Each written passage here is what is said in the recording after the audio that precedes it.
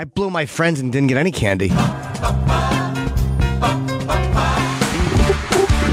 I'm going to open with a joke, so when we come back in, just say good morning, and I'm going to fire one out. Okay, but you want me to start with the good morning? Yeah. Okay. Hey, good morning, everybody. I hope it is. Oh, boy.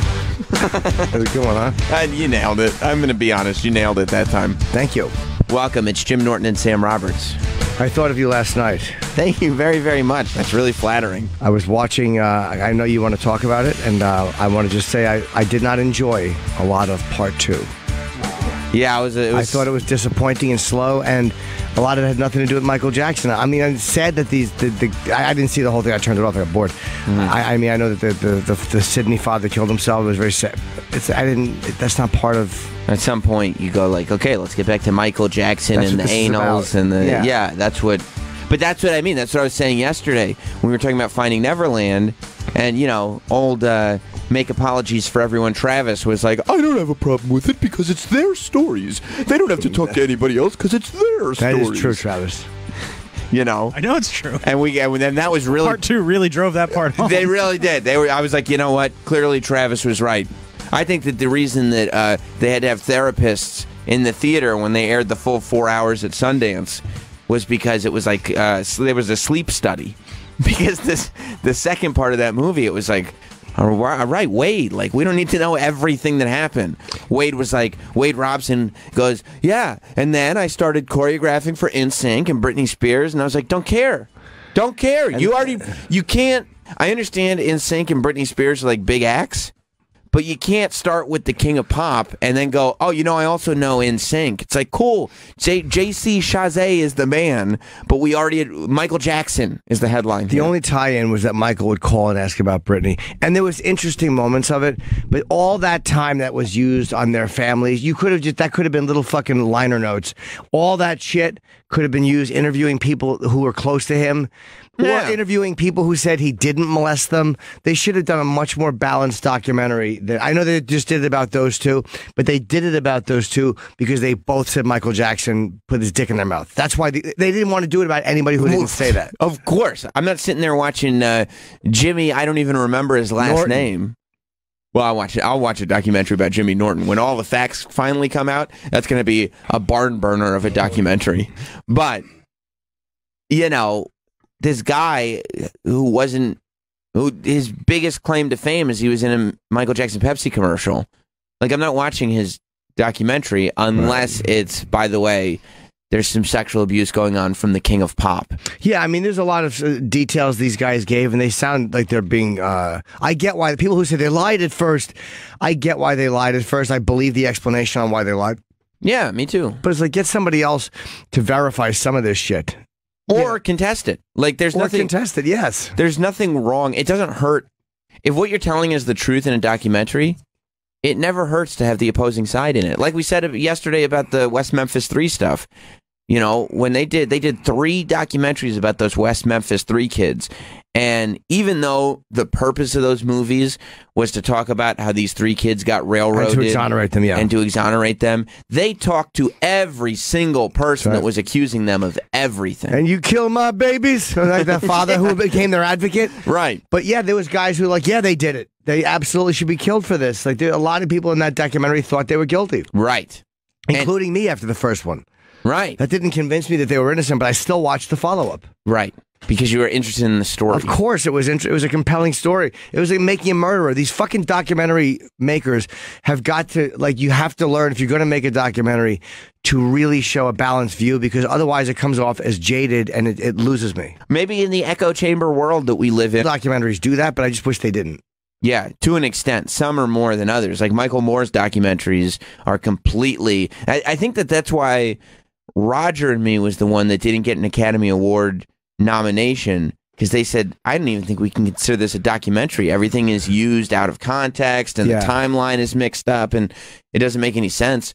But they do, Dinesh D'Souza always has a right-wing documentary coming out that is just showing that side, and I guess it happens because you're looking for either something salacious like this, where we're just presenting the fact that Michael Jackson was, blowing kids, or it's political. We're just trying to hit this one side, and you're gonna have a group of people that agree with you 100%, and you're gonna have another group of people that are furious with you. And either way, it's good for business. Everybody's talking. Well, if you want to do a documentary, it probably means you have something to say about something. Right. And if you have something to say about it, it probably means you have an opinion on it.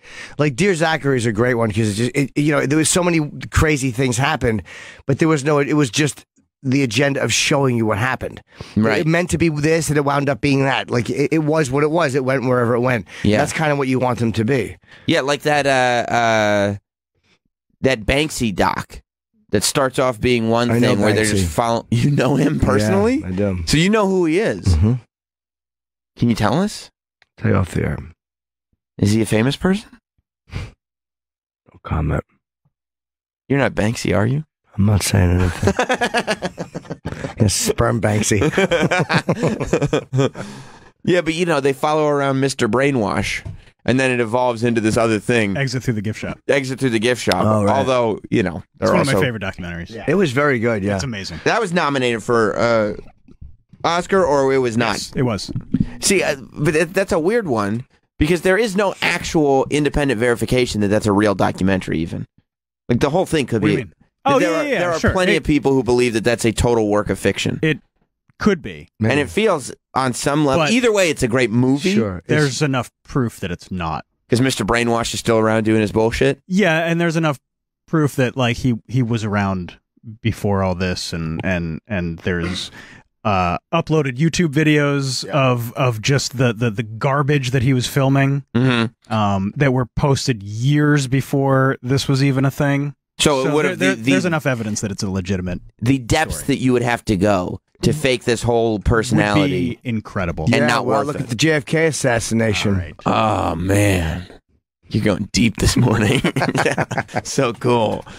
Yeah, Exit Through the Gift Shop is definitely one that's worth watching, and it really is interesting because it's about this Mr. Brainwash guy who really has very little artistic integrity by the end of it. Is just copying other people's shit, really, and commissioning other people to do his art for him. But what ended up... still doing it. Yeah, that's what I mean. What ended up happening was the documentary became such a hit, and everybody enjoyed it so much that now there's way more appreciation for Mr. Brainwash than ever before, in an ironic sense. Like, everybody goes to his galleries, everybody wants a Mr. Brainwash piece now because they know, he's a fraud, and that's become part of it. Or at least he's portrayed as that in the movie. Garbage. It is garbage, right? The shit that he puts out now is just... some of his older shit is actually really good. And Is whether it or not, supposed to be bad or no? No, it's not. Not now. He's not a joke. He's serious, you know? But I mean, I'll get his emails every month or whatever about what he's releasing, and it's just junk. It's just profiting off dead people. Is that what... Is this like... Do you like the Jimi Hendrix one? No. It's not that good. It's just no, like... I mean, he put out some Bob Marley shit. Like, that's... The Kate Moss is like, kind of iconic at this point. The late, great Bob Marley. Except... late, great genius Bob Marley. Cool. Stones. Except the Kate Moss... Like, this stuff looks like derivative Andy Warhol stuff. Sure. But, at least it's... Something. Something. Mm-hmm. The shit that he's doing now is just... I think these are terrible. Mm-hmm. I did Stones one. You're right. It's derivative Andy Warhol. They're awful. Yeah. I have an original Warhol in my house. I took it down and bored me. What kind of original Warhol did you I have? don't remember. It was just boring. How would you end up getting an original? You're not Banksy, are you? No, it was just the gift. From whom? I want to say. Is it from Banksy? I'm not saying anything. Oh my gosh, this is amazing. Was it from AW? It says it on the painting. Okay. A period, W period. Just, of course, he signs his paintings. That doesn't mean he gave it to you. So stupid. So they aired the second part of this guy sucks. Oh, I'm Mr. so Brainwash. annoyed. He's a character, though. I'm annoyed at the picture. Marilyn Monroe and the monkey going follow your dreams. Monkey. It's Kind of fun we like to have the around type here. of laughs we have around here. But really, when you're buying a Mr. Brainwash, you're basically just buying a poster of the artist. It's not about the art at all. Oh, It's they're just, terrible though. it's just about the signature. It's about the fact that he did it, not about anything that it actually is, because it's nothing. It's garbage. They're awful. They said that about Warhol back in the day. True. But he was at least He was original. You didn't look at him and say he was derivative. You're like, that guy's fucking, whatever you say about him, at least he's original. Right. This guy is like, oh Christ, that's shit Warhol stuff. Right. That's what he's hoping. He's going like, well, if I make shit that's exactly the same as Warhol and people go, that's shit, then I could say, yeah, it's the same thing you said about Warhol. I was chilling in Warhol's old condo. How'd you get up to Warhol's old condo? How'd you end up Somebody there? I know knows someone who owns it. We're chilling. It's not Banksy, is it? Not Banksy. I went on the roof. Little garden. Wow. Mingling. Who were you mingling with? A bunch of people. Wow, man. Yeah. Hot girls. Really? Mm-hmm. Did you end up No, I didn't. pounding it? No, I didn't. No, you did not. No, I Okay. didn't. You didn't. Okay. So I'm actually believing this is a true story now. It certainly is. Except the club soda went home alone. Yeah, so the second part of Leaving Neverland was on HBO last night. I'm glad that you watched it, Jim. Although, did you watch the first part or you just took the info No, I from... was watching the first part. I took the info from yesterday. It was really good.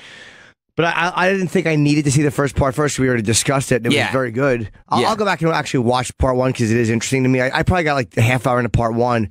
Then I wound up getting busy. And I said, let me watch some of part two. Yeah, I mean, it bored me. The first half hour, part one, is also not the most exciting thing in the world. But you can, I mean, I can't believe that this was that both parts were one long doc because clearly this could have been 2.5 to 3 hours. There was no reason. Editing down, yeah. It went about How many almost. loads can I shoot? What? Nothing. Huh? This went almost 410 total. I think it's 405 is the 202. They both were, I think.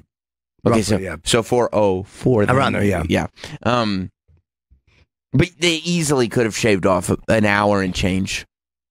Because the second part that and we kind of talked about this yesterday, there was so much of the sexual abuse in that first part that the second part was about Jimmy and Wade, these two guys that are accusing Michael Jackson of touching them when they were kids. And they're what they did after all the sexual stuff had happened and defending him and then deciding not to defend him anymore and their families dealing with it and everything. But it really was just waiting to get to the part where the mothers of these two finally admit, and then we found out that we have been duped. You know, I mean, that was the interesting part. You were just waiting for the moms to finally say. Although there were a couple of key moments from part two. By the way, I did. I should play the audio. I did have to watch on delay because I was so wrapped up in the counter programming that the Jackson family. Oh, sure. Was it the Wembley concert? Yes, yeah. The Jackson family decided once again to put out counter programming, and they posted at the exact same time that HBO aired this movie. They posted a brand new concert from 1988 from Wembley Stadium. Wembley on the Michael Jackson YouTube channel. And I mean, he was a hell of a performer.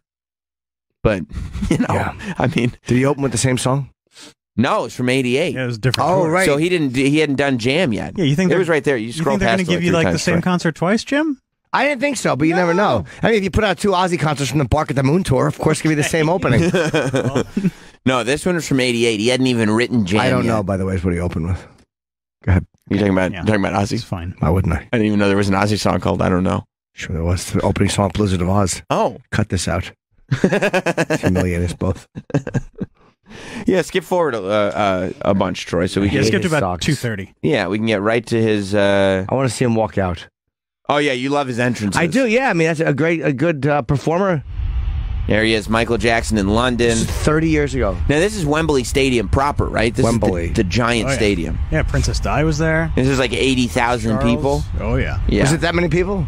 Well, that's how many Wembley Stadium can fit. Charles and Diana. Biggest artist in the world. He was. Come on, man. Okay. Thought Travis was paying you a compliment. Yeah. Turn it a little louder. Oh, man, that's just my headphones. Right? No. That's me.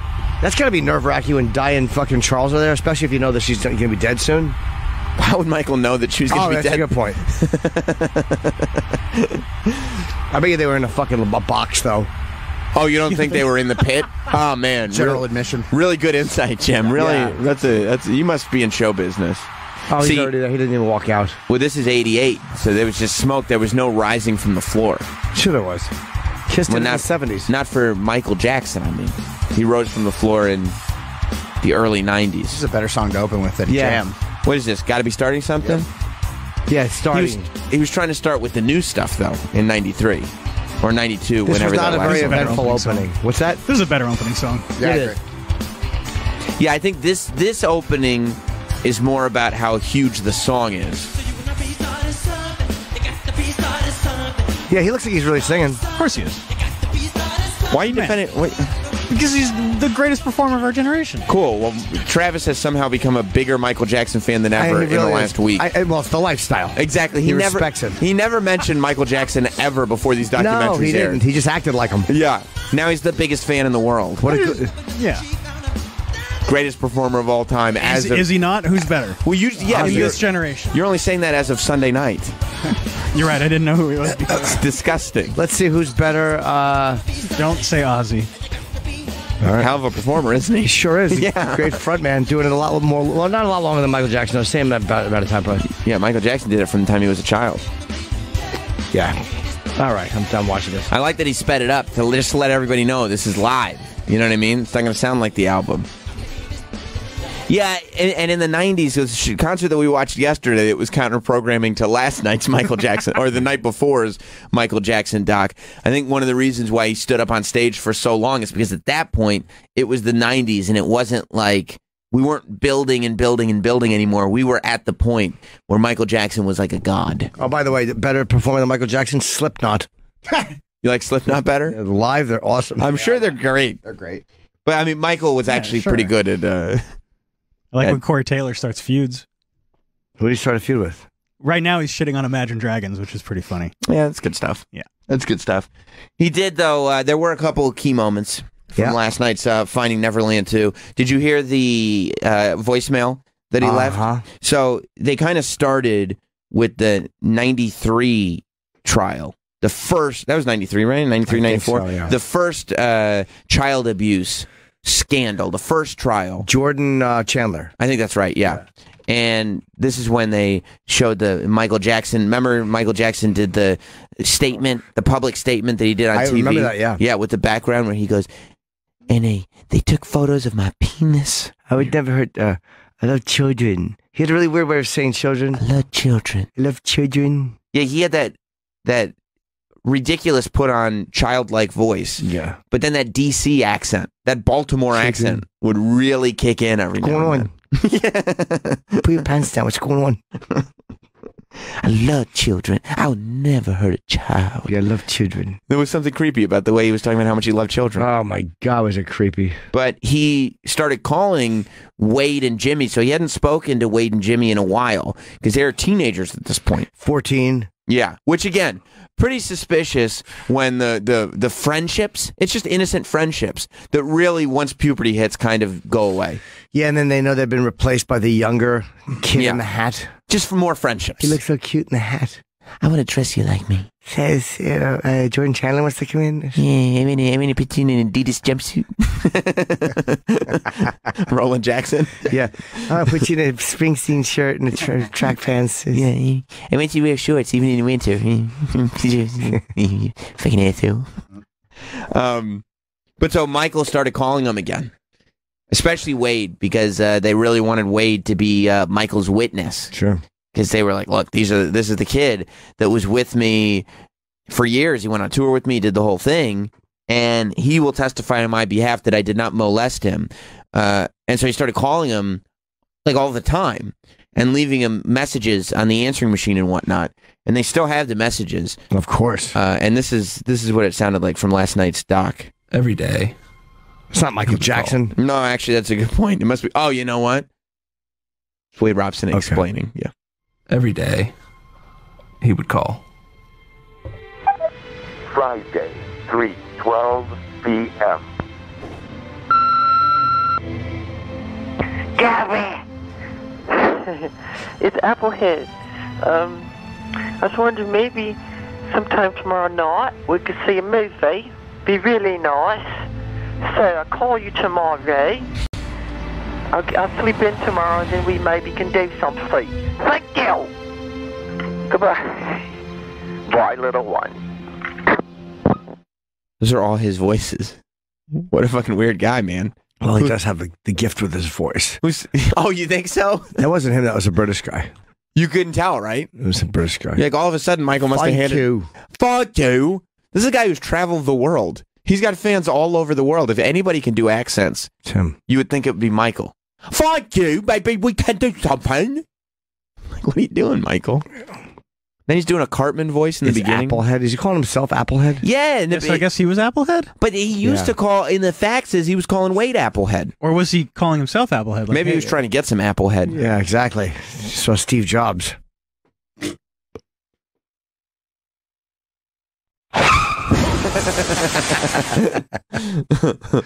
Thank you.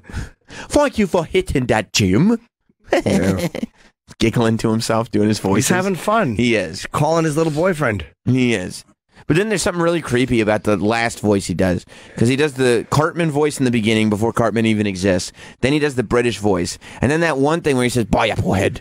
I'm like, whoa, where the fuck did that evil one come from? He's just a strange guy. He's a really weird guy, isn't he? Really weird. Just a weird dude just doing lots of voices by himself. Yeah, it's bizarre. Yeah. Weird thing. Likes his nipples played with? Exactly. Just a weird guy liking his nipples played with, trying to convince everybody that it's not molestation when you're a kid sometimes because it felt okay at the time. No. Oh, no. What's up, Applehead? You fucking do something. Fucking do something. What are you doing? Oh, now. Oh, my God.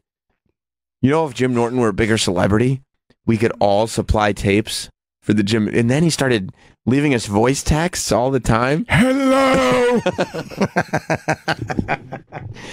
My wife is just sitting there giving her take on it. Yeah, when Sam and I got married, he kept threatening to object to the marriage, except it wasn't him objecting. It was somebody named Edgar. Edgar.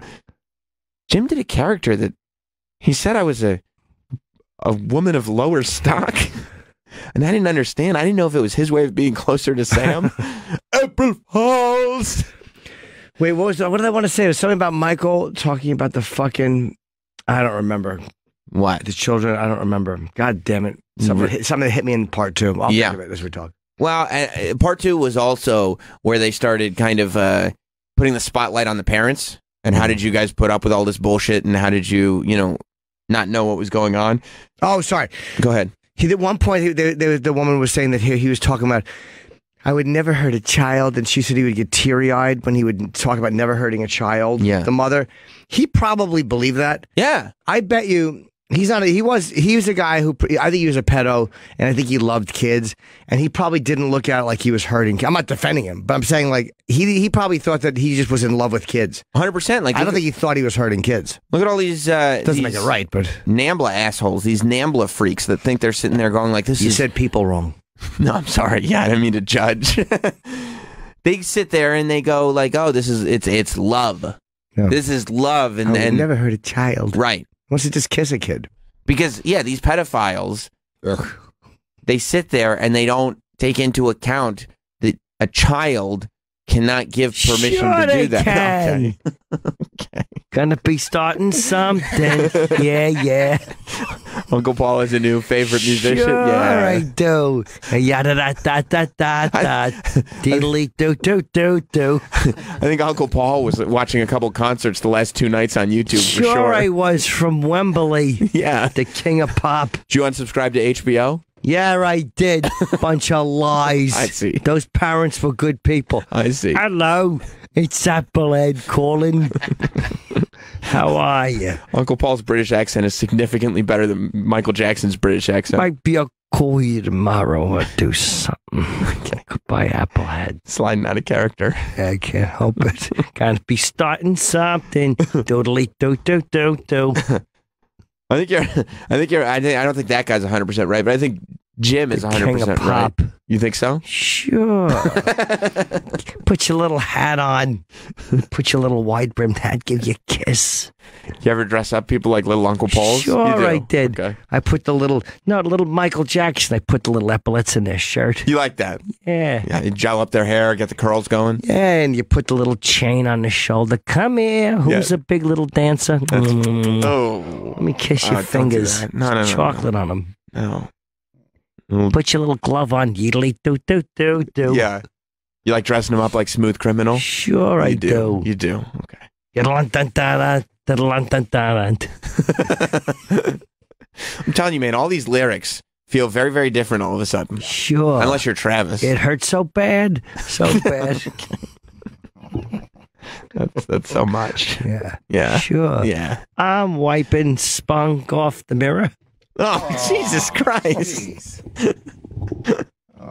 It's not even like an entendre or anything. It's just right on the nose. Sure. Yeah. Sometimes if you don't aim right. Oh, God damn it. It's just, you just say it. Just right out. Sure. Right, sure. I'm going to sleep over 30 nights in a row. Hey, Kev, put the bells in the hallway. Yay. Yeah, I mean... That's so smart. Uncle Paul, if there's no chicanery going on, why would a man need a trail of bells leading to their bedroom? Well, you're having a party. I used to just set up a bunch of mouse traps. So somebody would come in their bare toes. Ow! I'd be like, get dressed. Put your trousers on. As soon as you hear parents saying, ouch, my foot. Yeah. Time to go. Yeah, everybody put your PJs on. Wasn't anybody suspicious of a whole bunch of open mouse traps in front of your door? Yeah, they were. And sometimes they would be suspicious as to, why is the feeding pot backwards, Paul? I don't know. He had a bad nightmare. You had to make it better. Yeah, I did. I know you did. Sure. I know you did. Well, it's love. Sure. It's just some love. Haley, do. You love it. Yeah. Yeah. PYT. Right. Yeah, pretty young testes. That's not what the T stands for. Sure No, it isn't. I don't think it is. I don't think it is. His sister Janet is on the song as a child. PYT, pretty young testes. No. No, we got to go into the rewrite room for this. We can't do a song. Do.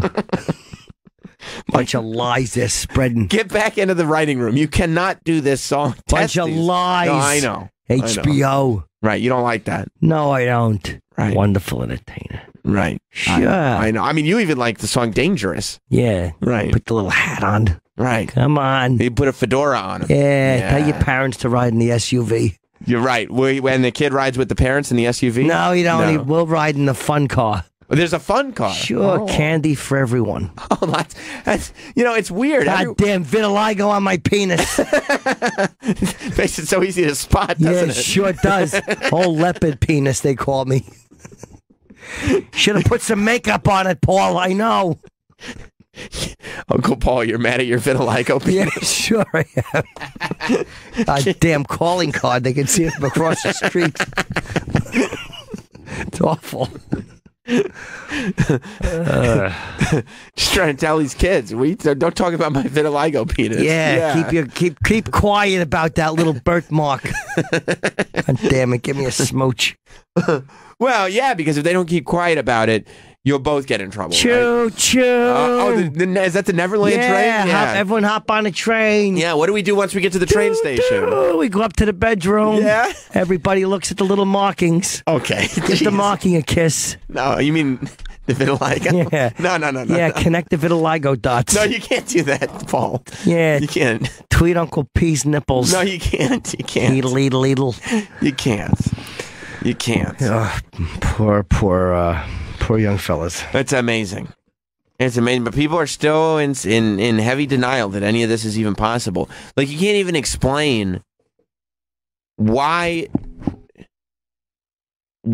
What is it about post-pubescent children that you don't want to help? Why only prepubescent children? You know, why would you? Who would want to spend that amount of time around children? Who? Just helping everybody. I know you are, Paul. I know you're helpful. No, I know you're a helpful guy.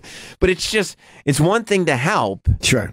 But only kids without pubes. Yeah. That's the only kids that you want to hold hands with and hang out with. It's just weird. And the girls don't need that much help. It's mainly the boys that need the help. How the fuck did people fall for that? And the sleepovers. He didn't have a childhood. Who gives a shit? It doesn't matter. I mean, R. Kelly was abused when he was a kid. It doesn't mean you can fucking kidnap girls and hold them hostage. Right. Like, have sex with underage girls and piss on them on video. You know, people have a responsibility, even if they come from abuse, to break the goddamn cycle. I mean, fuck. Yeah, I can't go tinkling on everyone. Yeah, you can't. Especially if they're underage and you don't have their permission. Right. And by the way, much to the chagrin of maybe people like Uncle Paul and NAMBLA idiots, if they're underage, they can't give permission. There's no love. Sure they can. No, they can't. Everybody consents. No. Give me a hand. No, it's not consensual. Ridiculous. Yeah. They're pretty convincing when you see them interviewed. But again, I didn't like that they didn't interview other people. No, I didn't either. I didn't like that nobody in the camp was there. It was just these two because they said what the documentary makers, they had the angle that the documentary makers wanted. Right. I do agree, though. I mean, I absolutely believe their stories until somebody comes out and gives any kind of evidence as to why they're not true. Because that's the story that makes sense, right? Sometimes you just go down the path of least resistance. Like, otherwise, the other story you believe is he's just a man-child that likes to hang out with children all the time. By the way, after Jordan Chandler's family was suing, the explanation he gave to the families of the other kids he hung out with was they're just after money and fame. And then these parents would still let him hang out with their sons. They would still allow it when the kids were now 11 or 12. These mothers were still letting their sons hang out with Michael even after a giant pedo accusation. Yeah, accusation that was settled out of court for what could have been $20 million. Yeah. Wade and his family went right back to Neverland. Right back there. Look, it's one thing they go like, well, it would cost more money to try this case than it would to just settle. And that's usually true if it's not $20 million. Yeah, if it's up to how much are his goddamn lawyers charging that he's like, oh, I better just pay $20 million to avoid legal fees. Yeah. It's ridiculous. Yeah. But yeah, Wade's family goes back to Neverland, and then they talk to Jimmy's mom. I thought this was very telling, and I think, too, that as Jimmy's mom was kind of explaining what happened in this instance, she realized that, you know, sure, she'd been duped the whole time. My husband had already had a deposition. We were on Michael's camp. My son also, for Michael. And after that was all said and done is when Michael forgave the debt. Michael said, no, I don't want you to pay me anymore. It's a gift. So he did buy us a house. It's just coincidental. He wasn't buying us off, but the timing's right there. Just a coincidence. It just sounds bad. I don't necessarily believe her. You don't think he bought him a house? No, I don't believe that she didn't know that that's what they were going to do. Oh, 100%. I don't believe her that she thought it was a coinky-dink. Yeah. She knew, even if she didn't want to admit it to herself, there's no way that as this trial is happening or right after the trial and you supported this guy and he goes, you know what? Let me just pay for your house. And you go, okay, you know what you're doing. I think beforehand it was discussed. Oh, you think he said... Oh, no, it was not. It's one of those things where an attorney said, they said, look, Michael will loan you money for the house. Very low percentage. You know, maybe afterwards there's a way for him to forgive the... Yeah, I don't... It wouldn't be... Because why would he forgive it once it was already done? And it's like, you know, Michael would really appreciate the help. And he, you know, he may actually be able to forgive some of this. Yeah. And show his appreciation that way. Yeah, and he did. You know, but you know. Of course you know. You want the house, though. You want the house. And, you know, I think that there is... When you're that far into denial... Yeah. You won't admit stuff to yourself. These parents were awful. I know that they probably didn't mean it to be like that, but if you're letting your 7 or 10-year-old sleep in a bed with a grown man, you're shitty. I'm sorry. And it's parents that want to be close to fame. That's what it is. And he's a famous guy. He's the most famous guy at the time. I'm not saying that they shouldn't have let him go backstage, or they shouldn't have let him go on stage and dance or hang out with the guy. But if you're a parent, you're not hanging out with your fucking kid. He's with a 35-year-old. You're shitty. Sorry. And by the way, he's a 35-year-old that built an amusement park in his house and doesn't have any kids of his own. Fuck, what you got all the rides for, bro? What do you need all this stuff for? Yeah. At least he married beautiful Debbie Rowe. just you mean the striking Deborah Rowe, the mayor of Sixtown? Yeah, they touch on that a little bit. That it was tough for the young boys because they had to realize that Michael wasn't going to hang out as much because first he married Lisa Marie Presley, and then when that didn't last, he fell deeply and madly in love with Debbie Rowe. Yeah, you could see moving on from Brooke Shields to Debbie Rowe, right? Yeah, absolutely, without a doubt. She looks like Scott Shannon. Yeah, and then you look at these kids, man. Wow. These poor Michael Jackson kids. And that's the least believable family I've ever seen. I mean, come on. It looks like two white lesbians with adopted children. Michael goes, I got vitiligo. That's the only thing. And then he gives birth to 3 white kids. They're the whitest kids ever. You're like, what are you talking about? You can't be... If you have vitiligo, it doesn't mean that you have white kids. No, it doesn't. This doesn't make any sense. Have they ever been DNA tested, those kids? I don't think that they would ever... that the families would ever allow that to happen. Because... And then they go like this. They go... Oh, my God. Those are... Come on. What are you talking about? How the fuck are those his kids? They're not. Jesus Christ. And they show Little Blanket. You know, Little Blanket with the long hair. And they go, well, Little Blanket looks just like Michael. Maybe it's his. Michael doesn't look like Michael. Little Blanket doesn't. Little Blanket should look like. Let's see Little Blanket. Little Blanket should look like Michael looked when he was a kid. Are they all not as an adult? Michael as an adult is a constructed thing. That's not what Michael actually looks like. And even if they're just his adopted kids, I mean, they are his kids. I mean, just like Brad and Angelina's kids are their kids. Yeah, that looks a lot more like him, though. That really does look a lot more like him. Way more like him. Yeah. But, yeah, I mean, I don't think that there's Michael Jackson DNA in these kids. In this one, there might be. To me, that he looks like him in the face. Oh, look at that romantic photo. Oh, yeah, him and him. That was like a meet and greet. Yeah. I tell you this. Michael Jackson, you could tell. I mean, when he's the king of pop, you're going to end up with a lady who wears crew neck sweatshirts out. Like, that's of course. I mean, look, he could have just fell in love with her and whatever. I mean, it's not that crazy, but. I don't think he did, Jim. He probably loved her, but not in, like, I think he had love for her, yeah. Yeah. But he trusted her, obviously. Well, yeah. That's when he was like, you know what? Oh my God. How bizarre. Just a fucking weird thing, man. God, his kids look weird. I don't think they're his genetic kids. I don't think so either. Except for maybe the young one. I don't think the young one is his genetic kid. I don't know, but I think there might be some Jackson DNA, maybe. But I don't think they're his kids. Paris is cute. She's very cute. She is. I mean, it's got to be hard being Michael Jackson's children. Oh my God! Can you imagine how much they've been through? Can you imagine? And then this documentary comes out about your dad. I mean, it's brutal. And they're sitting there. Like, the only people that they're counting on to give them the real skinny of what's going on is the extended Jackson family. Sure. You think LaToya is somebody that's trustworthy of being like, oh, don't worry, kids, let me tell you what's going on? On some level, they have to wonder, is there any truth to this? Even if you're denying it to yourself, you have to wonder, like, is it, when you're alone, you have to wonder, like, oof. What's he hanging out with these kids? Is that true? Yeah. Yeah. Especially when... in this documentary last night, they're talking about the fact that by the time Michael had his own kids, she's not wearing a brassiere in that photo. That's not. Cute. Yeah, it is. I'd love to date her. I'd be Team Michael. You would. The lies! If you met Paris, would you let 100%. Her know you think this is all lies? Yes. But by the time he has kids, according to Wade Robson in this documentary, he's ignoring them. Paris Jackson checked into a facility for mental health. I guess, again, that level of whatever it is. Yeah, she was diagnosed with being Michael Jackson's kid. Yeah. That's what the problem was. So many expectations, and everybody loves you just because of your dad, and now he's dead. So what does that mean? It's just gotta be fucking weird existence. Everybody loves your dad, and a lot of people also think that he was a pedophile too. Yeah. And also there's a big documentary about it. And everyone's saying that you're not. Come on. I mean, Jesus fucking Christ. That's not Michael Jackson's kid. That's not his DNA. It's not his DNA. I'm sure that, legally, we're not talking about legally. Genetically. Yeah, genetically. That's what I mean, yeah. Not his kid. I know what you're saying. Yeah, it's just not. No. So Michael Jackson, watch him singing like ABC Easy 1, 2, 3. Ugh. How come none of the kids look like that kid? None of them have hair like him. None of them have faces all have like straight white lady Debbie Rowe hair. Yes. I believe that there's Debbie Rowe DNA in those kids. I do too. A lot of it. Oh, yeah. Oh, yeah.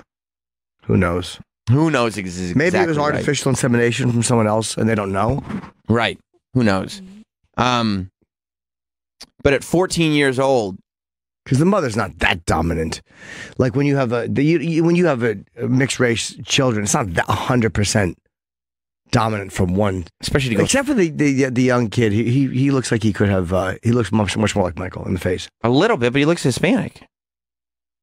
You know what I mean? Yeah. I mean, to go 3 for 3 on having non-black children, when the father, like, just because he has vitiligo, like, let's not forget, he's a black man. That's right. That's what you know. Yeah, young Michael. That's right. Yeah, that's what you have to look at. Like when I look at pictures of me as a 2-year-old, I go, oh, I look like my kid as a 2-year-old. You know, I have a 2-year-old kid. He looks like I looked when I was 2, because the DNA is there. Not right. You know, then have a big fucking awful beard. Oh, when he hung his kid over the balcony, it was so crazy. Nah, he had The thing over its head. He had a good grip on it. I'm sure he did. but He just had a solid grip. Everybody trying to give the King of Pop a hard time for that. with the thing over his head. Look, What a crazy. if the worst thing Michael Jackson did to that kid is hang him over a balcony with a blanket over his head, then good for Michael, because he did a lot worse to. Blanket. He did a lot worse. Is accused of doing a lot worse to Wade Robson and the gang.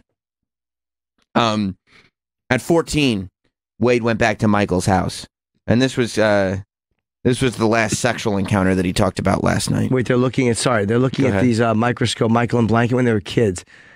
Is there there's some similarity in that face? They found There's a photo. definitely similarities. They found What's a that? photo of Michael and Blanket with some similarities. There's yeah. a lot of photos of Michael and Blanket that With look- similarities? Yeah. Yeah, I think that's his Okay. son. Maybe they were like, you know what? People are onto us with the first two. We got it. We got to put some Jackson DNA in I this just kid. think it looks like him in the face. Right. The shape of the face, and there's, I just think it's him. Yeah, I could see it.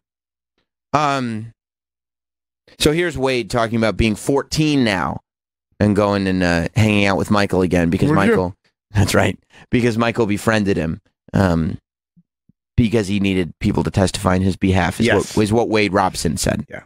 And so I'm 14 at this point, and I've had a major growth spurt. I'm probably 5'11". So the same Bragging or that you saw the taller movie. than Michael. Just guessing. It's just a whole different physical vibe. And at some point in the night, we slip back into the routine, the same sort of sexual stuff. And I don't remember how exactly it evolved to this, how it moved to this next stage.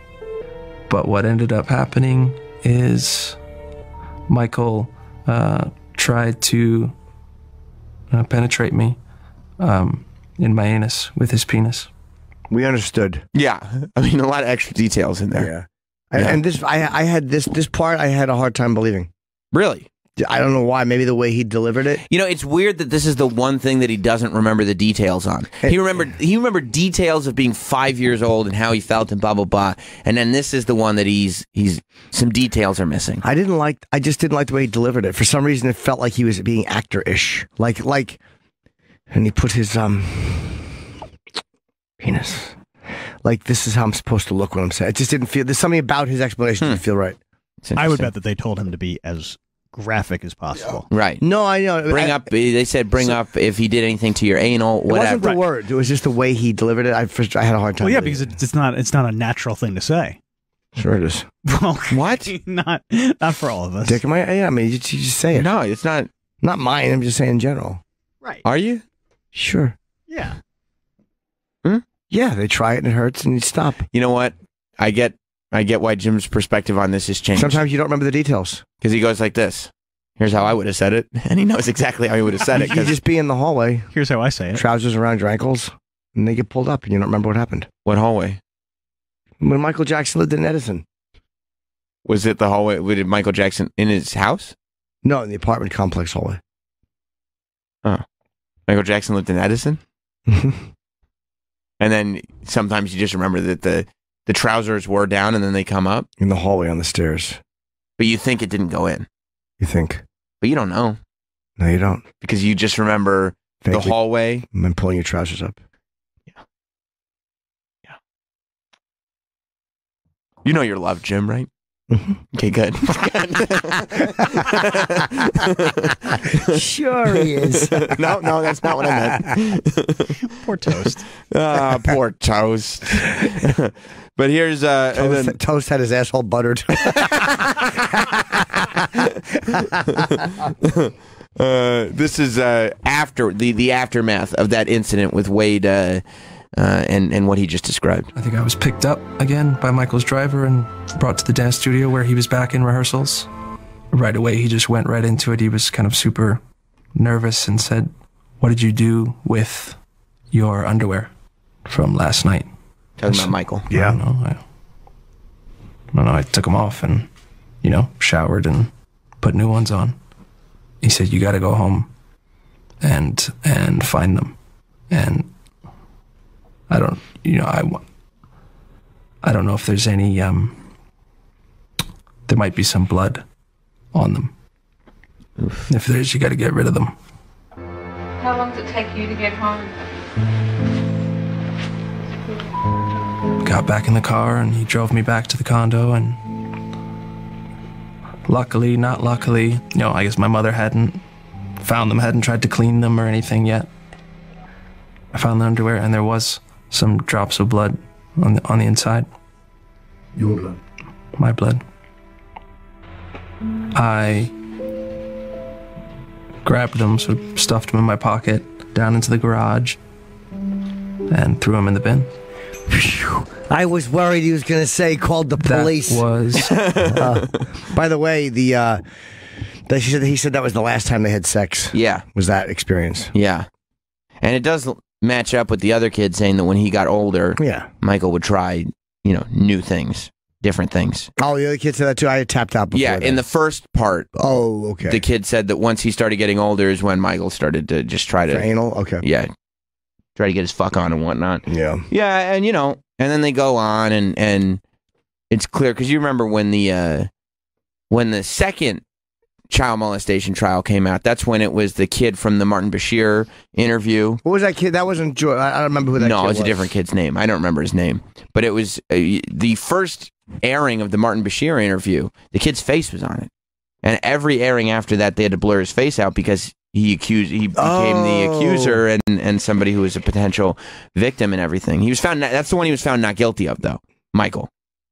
They actually went to trial? They went to trial and he was found not guilty on that one. Yeah. And Wade was the first witness that the defense called, that Michael called up. Is this the trial they're talking about that he helped for the house, or is this a different one? No, this is the second it's a different trial. one because Jimmy didn't testify in the second one. Right. So Jimmy didn't want to. Jimmy said he was over it. He didn't want to do this anymore. Oh. Yeah. Maybe because Michael wasn't hanging out with him as much. No more houses to pay off. Right. They already had the house. Yeah. I mean, what do you want? Another house? What are you going to get? Right. At this point, you're like, look, I have the house. I'm now an adult, so Michael doesn't want anything to do with me because apparently he wants to help children, not adults. So didn't he help him with his career? No. The one guy said he helped me with my career. He helped me one guy. Well, he promised. And this is very manipulative, I think. He told Jimmy, he's like, Jimmy, you're going to be a filmmaker. And he did. When he's a teenager, he helped him make short films, and he was doing films at Neverland. So he was going to be a young Spielberg. Young Spielberg, the whole thing. But he said, don't go to school, don't go to college, don't get educated. You don't need any of that. I'm going to help you out, blah, blah, blah. But as Jimmy started getting older, Michael wasn't around anymore. So he didn't end up helping him with anything. And then since he didn't have the education, Jimmy felt lost. Yeah. Because Michael had manipulated him and blah, blah, blah. Yeah, there was, this was when Jimmy said he wasn't going to testify. I was kind of breaking, having a nervous breakdown. For 2003 or whatever it was. And I didn't want to be involved. And so I told my mom then that he wasn't a good person and that I don't want them involved. So that was tough. I didn't talk with her really about it.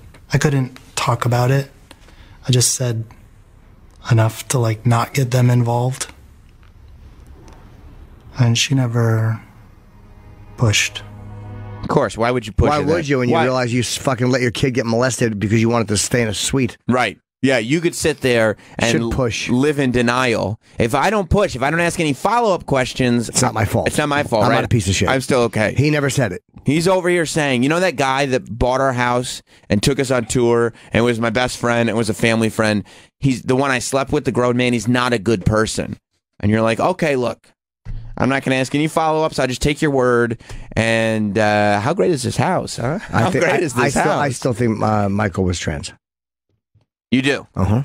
Do you think that this was all like part of the fact that he couldn't deal with that? Maybe he didn't know it. Thank you. Maybe he didn't know it. Or do you think that you just add that onto all this stuff? I don't know. It's just all that fucking facial feminization. It is a lot of feminization. It's a lot different than just changing things, the thinning nose. Those are all like surgeries that trans girls get. Like that's just what I told you. Somebody said that to me, and it hit me. I was like, oh, that's exactly, I think, what he was. And doesn't he do hormone stuff for his voice? That I don't know. Well, he kept his voice high. Yeah. You know, that certainly feminized his voice. Yeah. Hair. Straightening it and just, like a woman. feathering it. Like a woman. Yeah, totally.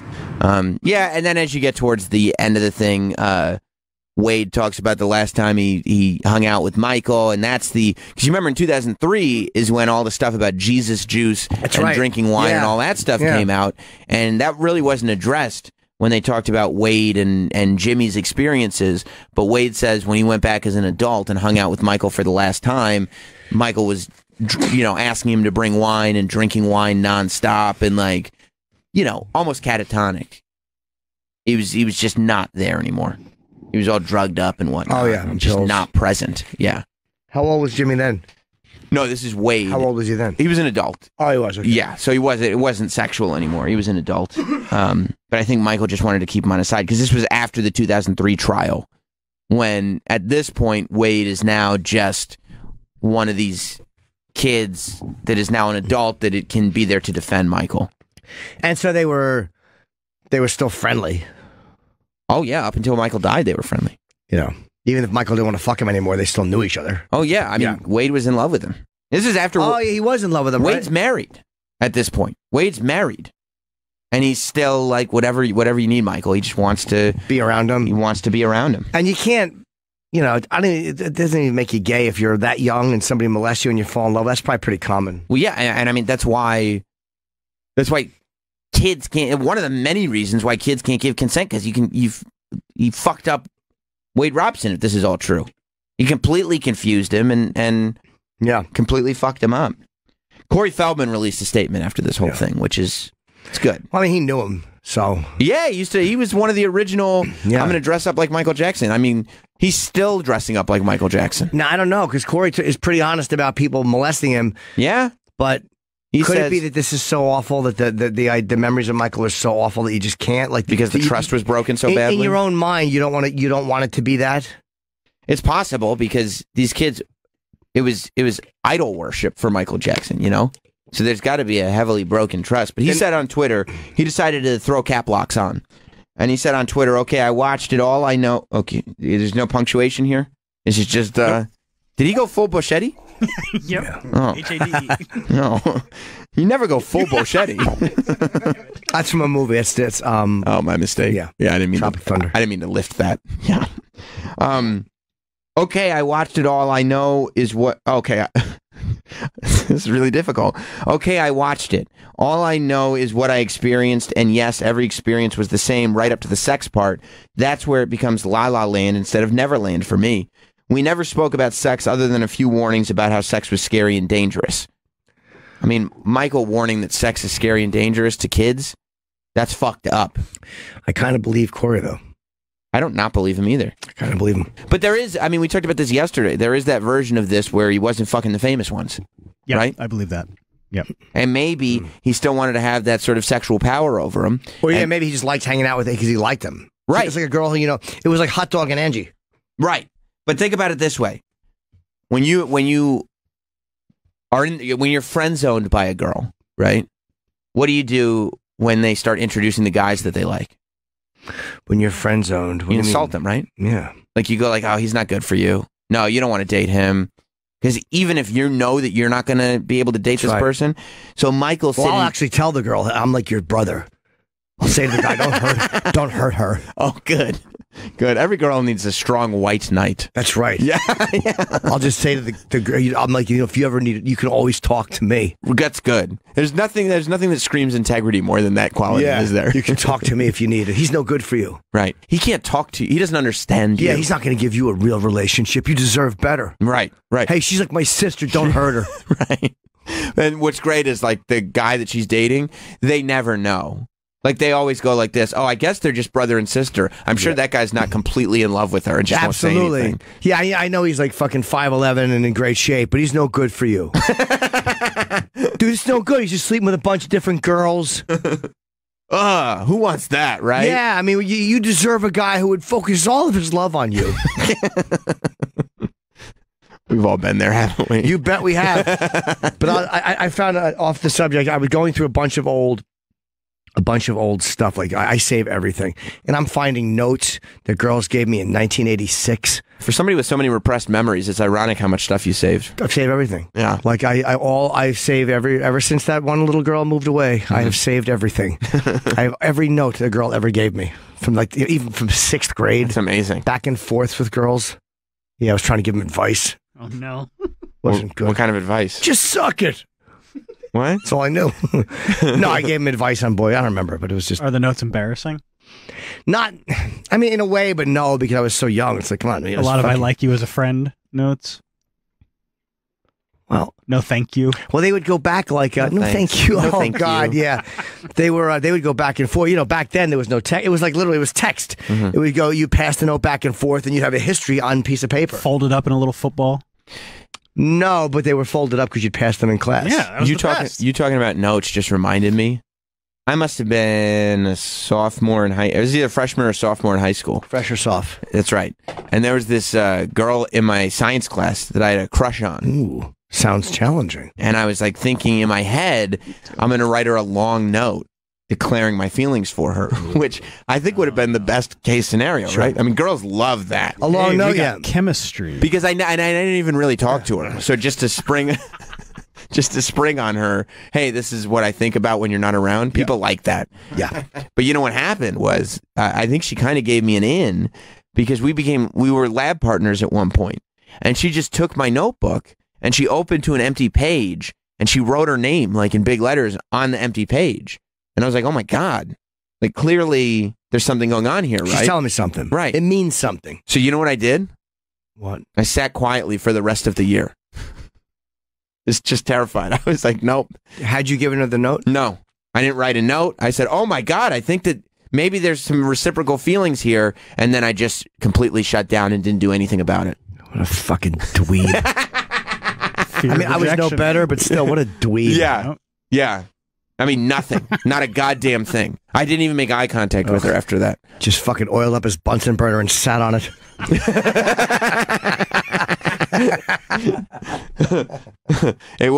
It's a fear of rejection because now you know this might actually happen.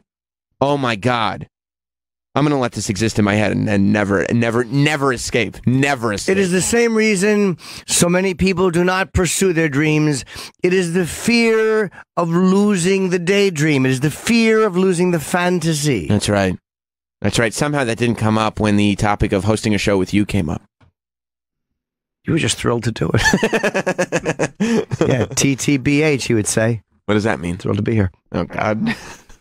Little gas snuck out. Sorry. Well, you're in a good mood. It was a pre-egger. That's okay. You got to clear out some space, huh? Yep. Yeah, I get it. But the reason why I bring up the friend zone thing is because I feel like Michael saying to Corey, sex is scary and dangerous is Michael's way of saying, like, look, I'm not going to fuck this famous guy from the Goonies. I'm not, that's stupid, but I'm going to convince him that sex is bad, so at least I know he's not going to fuck anybody else. You know, maybe. Does that make sense? Yes. Yeah. Troy, you weren't able to concentrate on my statement. What happened? Tim keeps farting. I see. Corey Feldman Olsen. I just did one. It was in the spirit of this discussion. You're right. You're right. Yeah, but telling him sex is bad could also be because he knew Corey wouldn't fuck him. So he might have just wanted to say things like give the appearance of being this good guy. Right. Is it bad? It's terrible. Are you before? Are you grossed out by what we're talking about, or Jim's fart? the gas? It was only one. It just snuck out. It's bad, Jim. Did it creep out? Sorry. Are you sorry? Yes, I am. Good for you. Corey Feldman continues, never once swore in my presence, never touched me inappropriately, and never ever suggested that we should be lovers in any way. I believe Corey. I feel like if people could hear our convos, they would know, they would hear the innocence in them. Was no Corey hint of cute perversion. as a kid, though? Maybe he didn't. Michael just wasn't attracted to him. He was a cutie pie as a kid. Yeah, he was cute. I mean, he was mouth, right? He was mouth on. Yeah, Goonies, I right? still think that this is like a famous thing. I Maybe. do too. Or maybe it's not true. And I think that he was telling him that sex is scary because if he can't have sex with him, he doesn't want Corey to have sex with anyone. That's what I'm Oh, saying. yeah, he was a cute kid, but I don't know, you know. I think Travis and me are on the same page here, which is terrifying. Like I for said, me. I wish it was the obituaries. That's very funny, actually. That's it's very, very quick. It's a little journalism joke, a little publication joke. But yeah, so I mean, he goes on and on and on and on and on. But Corey is clearly saying this is bullshit. But he is But very, also, later on in that statement, there's a little sour grapes. It's true. He is careful to say that these were not my experiences, not my experiences. He's not necessarily calling anybody liars. He says, given the, this is where he says, this is one of his tweets. Given the opportunity, which he certainly had with me and others being alone with no parents around, how did he control those urges so well? He's giving himself a lot of credit here. Yeah, he's saying like, that's like me basically saying, look, I understand that, who's Pete Davidson been hanging out with? Dude, I was going to bring up the exact same example. Not Kate Blanchett. Kate Beckinsale. I did the Tonight Show with her. And I did try to reach out to her. How did she resist fucking me? That's right. That's right. I don't believe what's going on with Kate and Pete. It can't be true because Kate Beckinsale didn't date me. How old is she? She's older than Pete. She's in her 40s, right? 45. Wow, She she's looks quite amazing sexy. for 45. She is quite sexy. She has Yeah. an older kid, doesn't she? I don't know Pete's that. 25. Good for Pete. Do you for sit Pete. there? I was going to ask you about that. Do you sit there and look? Because there were photos that came out of Pete's tongue in Kate's mouth at the hockey game. I It's saw a the mistake. You think they had? Yeah, I mean, I sat next to her. She didn't lean over and just kiss. Well, there was that story. You guys were on the Tonight Show together, Yeah, right? we were. This was many years ago. Mm-hmm. And what did she say to you? She said she wanted to go to your comedy show, didn't she? Yes. Clearly likes comedians. Absolutely. So how did you follow up with that? Did you just not follow up properly? No. I reached out to the person who she was with. I forget who it was, whose number I had or email I had. Oh, she didn't give you her email? No. Well, she didn't do her own schedule, though. That's it. I thought. Okay. That makes sense. So you reached out. You'd met her on the Tonight Show. She said she wanted to come see you do a set. That's right. I mean, that seems like she's putting the vibes out there. 100%. You reach out to her person. What do She you was say? in New York, yeah. I forget. I might even have it somewhere. I'll look into my emails real quick. I don't think I have it. But you give her the dates that you're performing and everything, Yes. right? That's cool. Yeah. So she's got to have a not to take anything away from Pete Davidson, but I would imagine she's got a thing for comics. Sure. If she's attracted to Pete, that's probably the connection. The connection was meant on humor. So how did she react to your comedy when she went and saw you?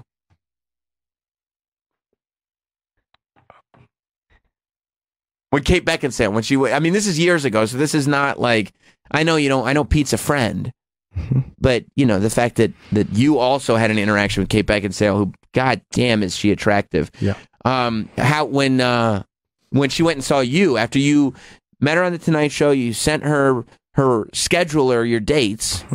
She was in New York, so obviously came down to the cellar. What did she say about your material when she saw you live?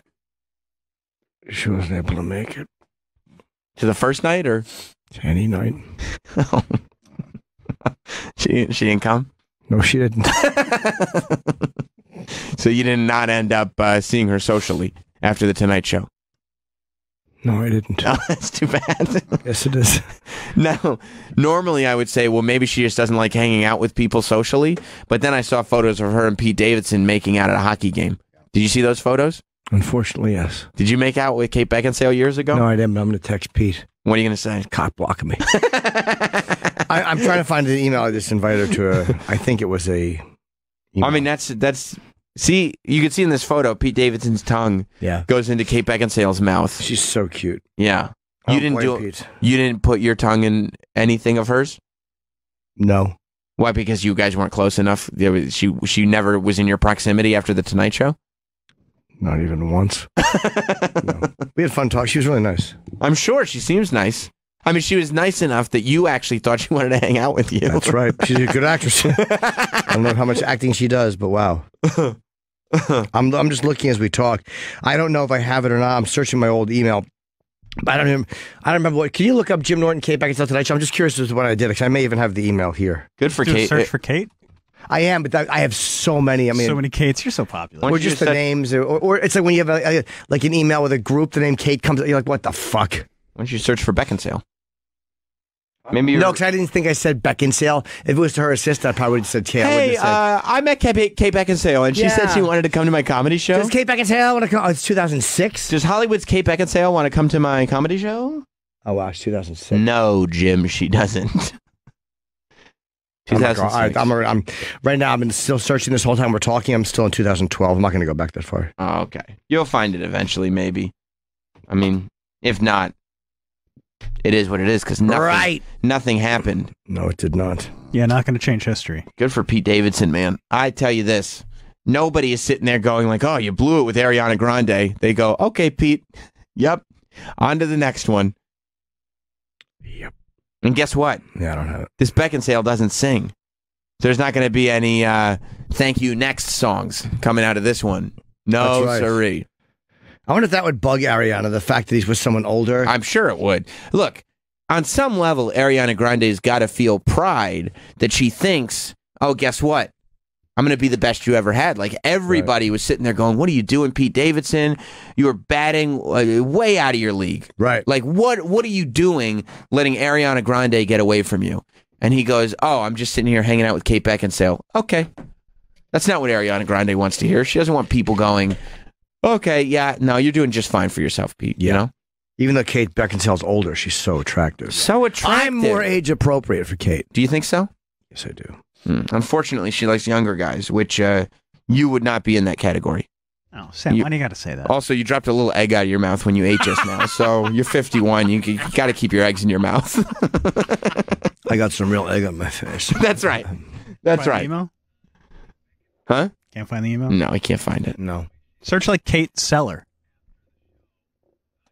How about Kate Beckinsale? No. How about Kate? Please, please, please. I'll search in quotes. Can't make it. Oh, hold on. Kate Seller. I think I just looked for that. Let me see here. Yeah, see if you can find it. Kate, come see me. Because Pete Davidson is just, man, this is going to be looked back on as the period of Pete's life that he refers to as the golden era. Yeah. What a time to be Pete Davidson right now. He's finally getting TV time on SNL. They're actually giving him sketches. He's famous. He's just fucking all the hot people in Hollywood, all the hot women. Yeah. It's incredible. It's a fun way to be. It's incredible. He's all tatted up. I watched Trainwreck over the weekend, and Pete Davidson had a cameo in it. Not one tattoo on that little body. Just all tatted up. Fucking Kate Beckinsale. Oh, hang on, Kate Beckinsale. I got to take a break from having sex with you to go be in a whole bunch of skits on SNL. Okay, now I can come back to having sex with you. It's an amazing time. Oh, you can relate? Yep. To SNL or fucking Kate Beckinsale? Oh, just from being younger at one point. You also had a golden era, you're saying? Yes, I did. Yes. 1977. What was your golden era? What was going on? Kiss was hot. I was fucking little Jimmy Norton. Jamming out, going to the garden. No, actually, the neighborhood bully was fucking little Jimmy Norton.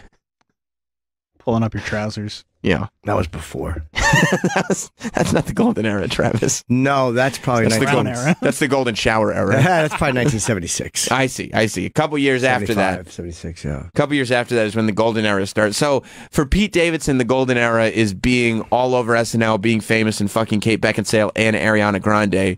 For Jim Norton, the golden era is when you were going to, like, when you like kiss a lot. Yeah. And don't forget, before Ariana Grande, he's with Cassie David. Oh my God, he's just hanging out with Larry David all the time. Hey Larry, what do you think about the best pickles? Isn't it weird that they're green? Ah, and he starts going into material. Yeah. Oh my God, what a life! The cucumbers. Yeah. What a life this Pete Davidson is leading right now. What a life. And he's still having mental breakdowns. On some level, he's got to realize it doesn't get better. He's never going to be happy if he can't get happy now. I mean, my God. He's not even on social media, so he doesn't have to deal with any of that bullshit. He's doing it right, man.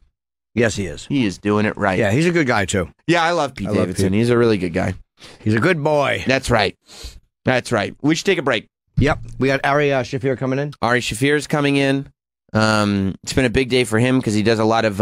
every time a celebrity dies, his thing is to make a very distasteful joke about them right when they die. Good for him. So yesterday was a big death day, so I'm sure he was busy on Twitter. Yeah, good for him. And he's going to be coming in here, so stay tuned. Ari Shaffir coming up.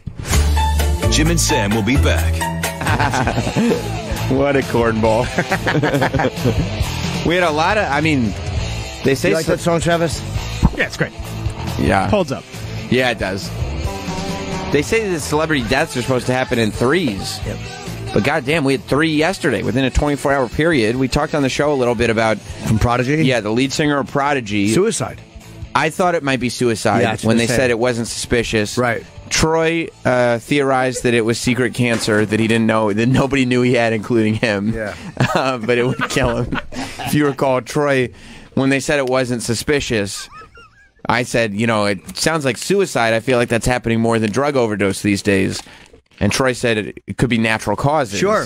And I said at 49, and he said, well, cancer. And I said, well, they would know if he had cancer. And he said, maybe not. So could have been suicide by cancer. That's yeah, true. That's true. Like that tumor gets so big, Yeah. you stand on a ledge and it tips you forward. Troy, were you shocked to find out it wasn't super secret cancer? Well, I mean, you never know. You don't know. Yeah, is it the could have been a thing. heart attack or stroke. It's not Exactly. Right. It's not crazy to think that. Well, you thought, but you went for secret. You didn't say heart attack or stroke. You specifically said secret cancer. Indeed. I said natural causes. And then I asked you to clarify, and what did you say? I mean, I just threw out an example. You're right. No, you're right. And it's good to you know, try to figure these things out, you know, talk our way through these things. Then Luke Perry. Everyone seemed to like him. I don't think I ever met him. He's a good dude. Yeah, everyone says he was a really nice guy. Really, really good dude. Boy, did women want to fuck his brains out. Very, very much so. Holy very shit. much so. It was really weird because I looked like him when I was younger, and people would always say... What are you talking about? I've seen photos of you when you were younger. Don't say that. What? You didn't look like him at any point in your life. I would give like the sultry, smoldering look, the 90210 head tilt. Did you grow your sideburns out?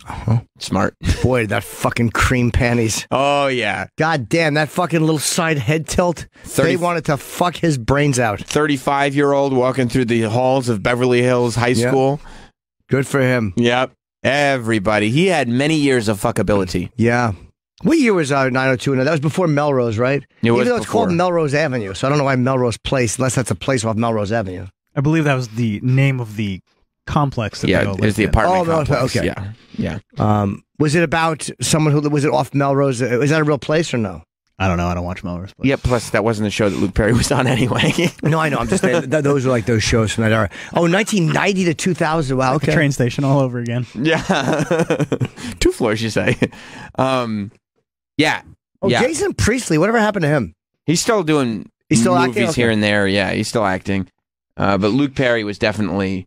Dylan McKay. That's and right. Ian Ziering, who's now famous from the Sharknado movies, was also... He was the other guy. Oh, is that where... Oh, yeah, Brian Austin Green. Brian of Austin course. Green. He was with... Wasn't he later in the later years or no? Am I stupid?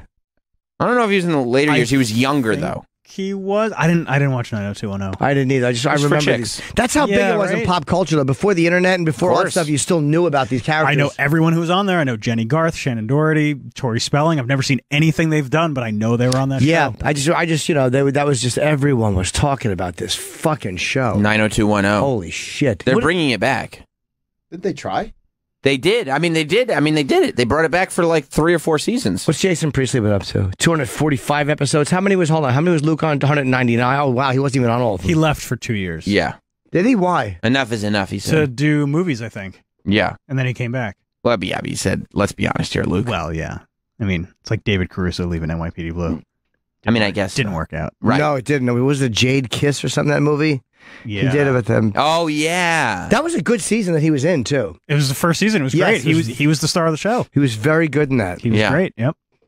Yeah. So like, so Luke Perry had a stroke, I think, last week. It was the day massive after stroke. they announced that they were bringing back 90210 Right. with the original cast. That's when he had the stroke. Yeah. He was shocked. They announced that they were like doing a limited series. Wow. 90210 with the original cast, and then the next day he had a stroke. Yeah, and they just said That sucks. They said he never recovered from the stroke. Yeah. No, but they said he was talkative when they came. But then again, Patrice was talking too at first. Like I think before the full effect of it, like as it's happening, you can communicate a little bit sometimes. But then once you're done, and they said it was a massive one, so maybe it was a brainstem stroke or. There's terrifying. Their strokes are terrifying. Terrifying because I have heart pain a lot, like chest pains in my left side when I'm laying there. I don't know if it means anything. I'm gonna go get checked. It means you're an anxious fool. No, but it's in the same spot all the time, so it might just be heartburn. But I think there's a little something I gotta get fixed. But maybe it's a tick.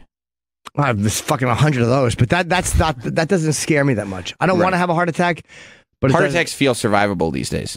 Well, they just don't feel as debilitating as a stroke. Yeah, you're fine. Don't worry about it. Right. You don't even get it checked out, bro. You're okay. Cool. But yeah, I mean, because strokes also, it feels like heart attacks. Well, I guess not, but it feels like you kind of see them coming a little bit. Heart attacks. Yeah, I give them to the audience. What? Give them heart attacks? Hi. I didn't even get that. Didn't make any sense. I mean, it with laughter. That doesn't make any. Still doesn't make any sense, man. It's a good joke. People get heart attacks at your show. That's hard. Oh, I see. But a massive. You never want to have a massive stroke. No, and I mean, Luke Perry was in great shape. I saw him a couple years ago. Did he smoke though? Did he drink? Did he have diabetes? Everybody said that he was in awesome shape. That's the fucking worst. And he's only 52 years old. You want to find out why it happened? His son's an athlete. His son's a pro wrestler. Is he? Mm-hmm. You really want to find out why it happened because you don't want it to happen to you. They're saying they don't know. They're saying that there's no sort of foolproof stroke thing. Like it can just Can you get checked happen. for it? I was listening on the radio this morning, and the best advice they had was, they don't know why strokes happen. Some are you can't even prevent them. Oh, look at that.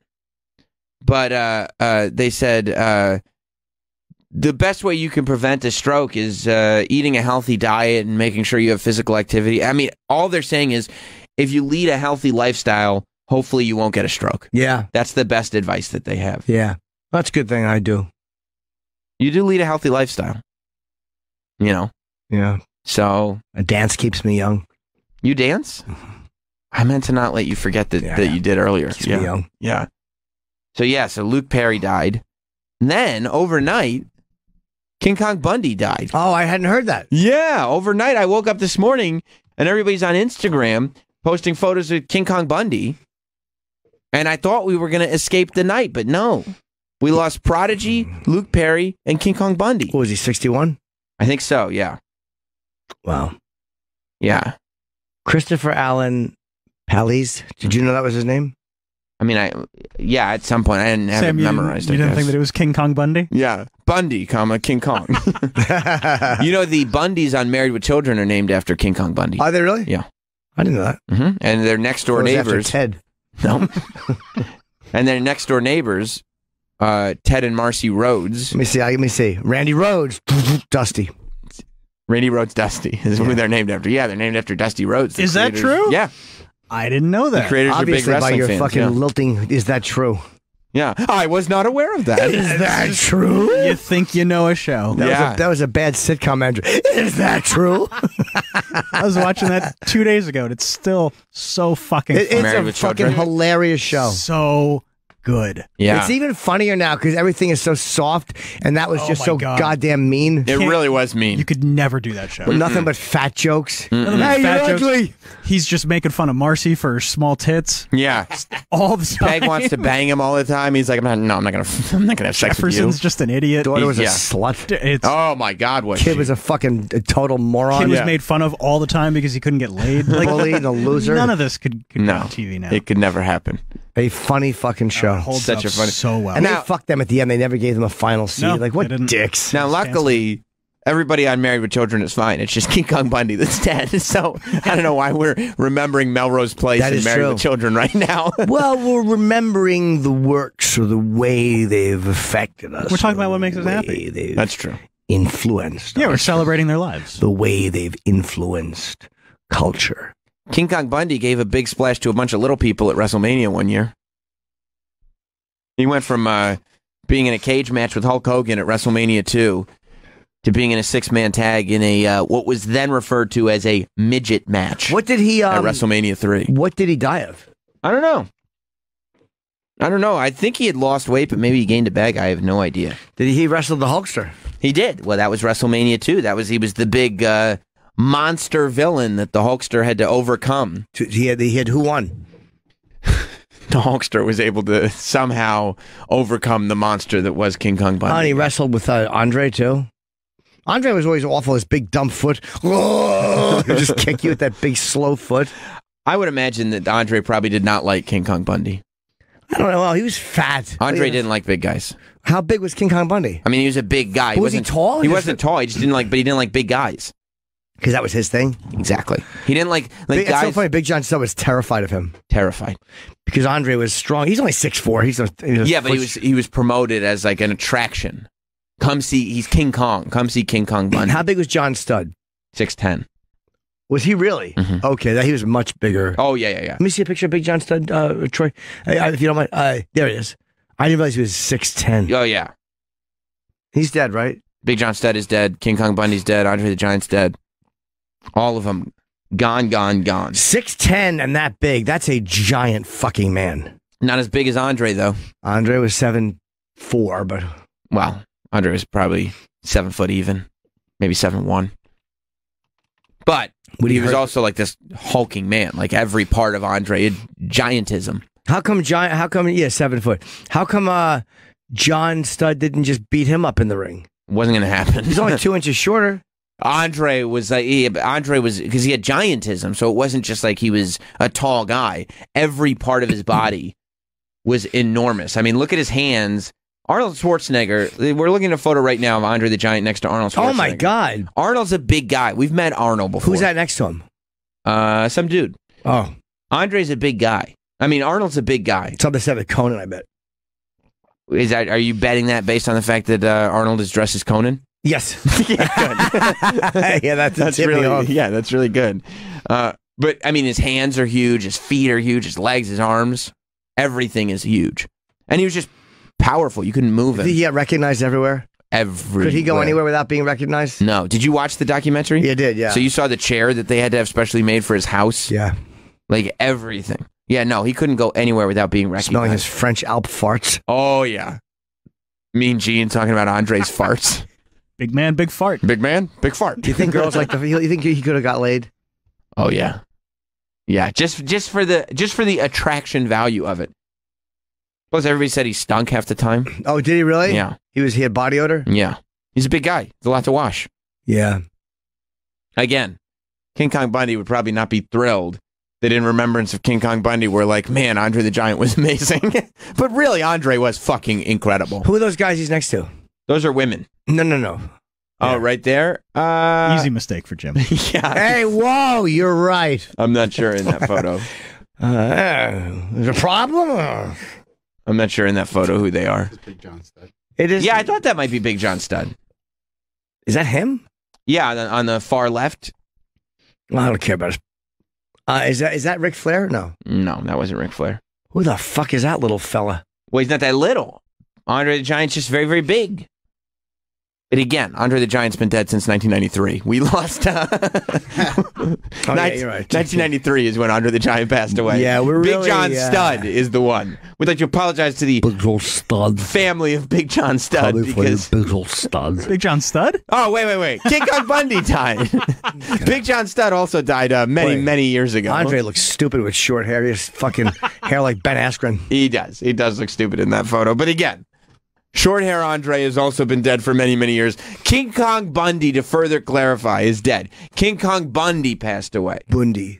See, he had a cage match with Hulk Hogan. I would love to have asked him how did Andre treat Hulk? I mean, he was a big guy, too. He was bigger than King Kong Bundy. Hulk says that Andre liked him because Hulk and Andre could make money together.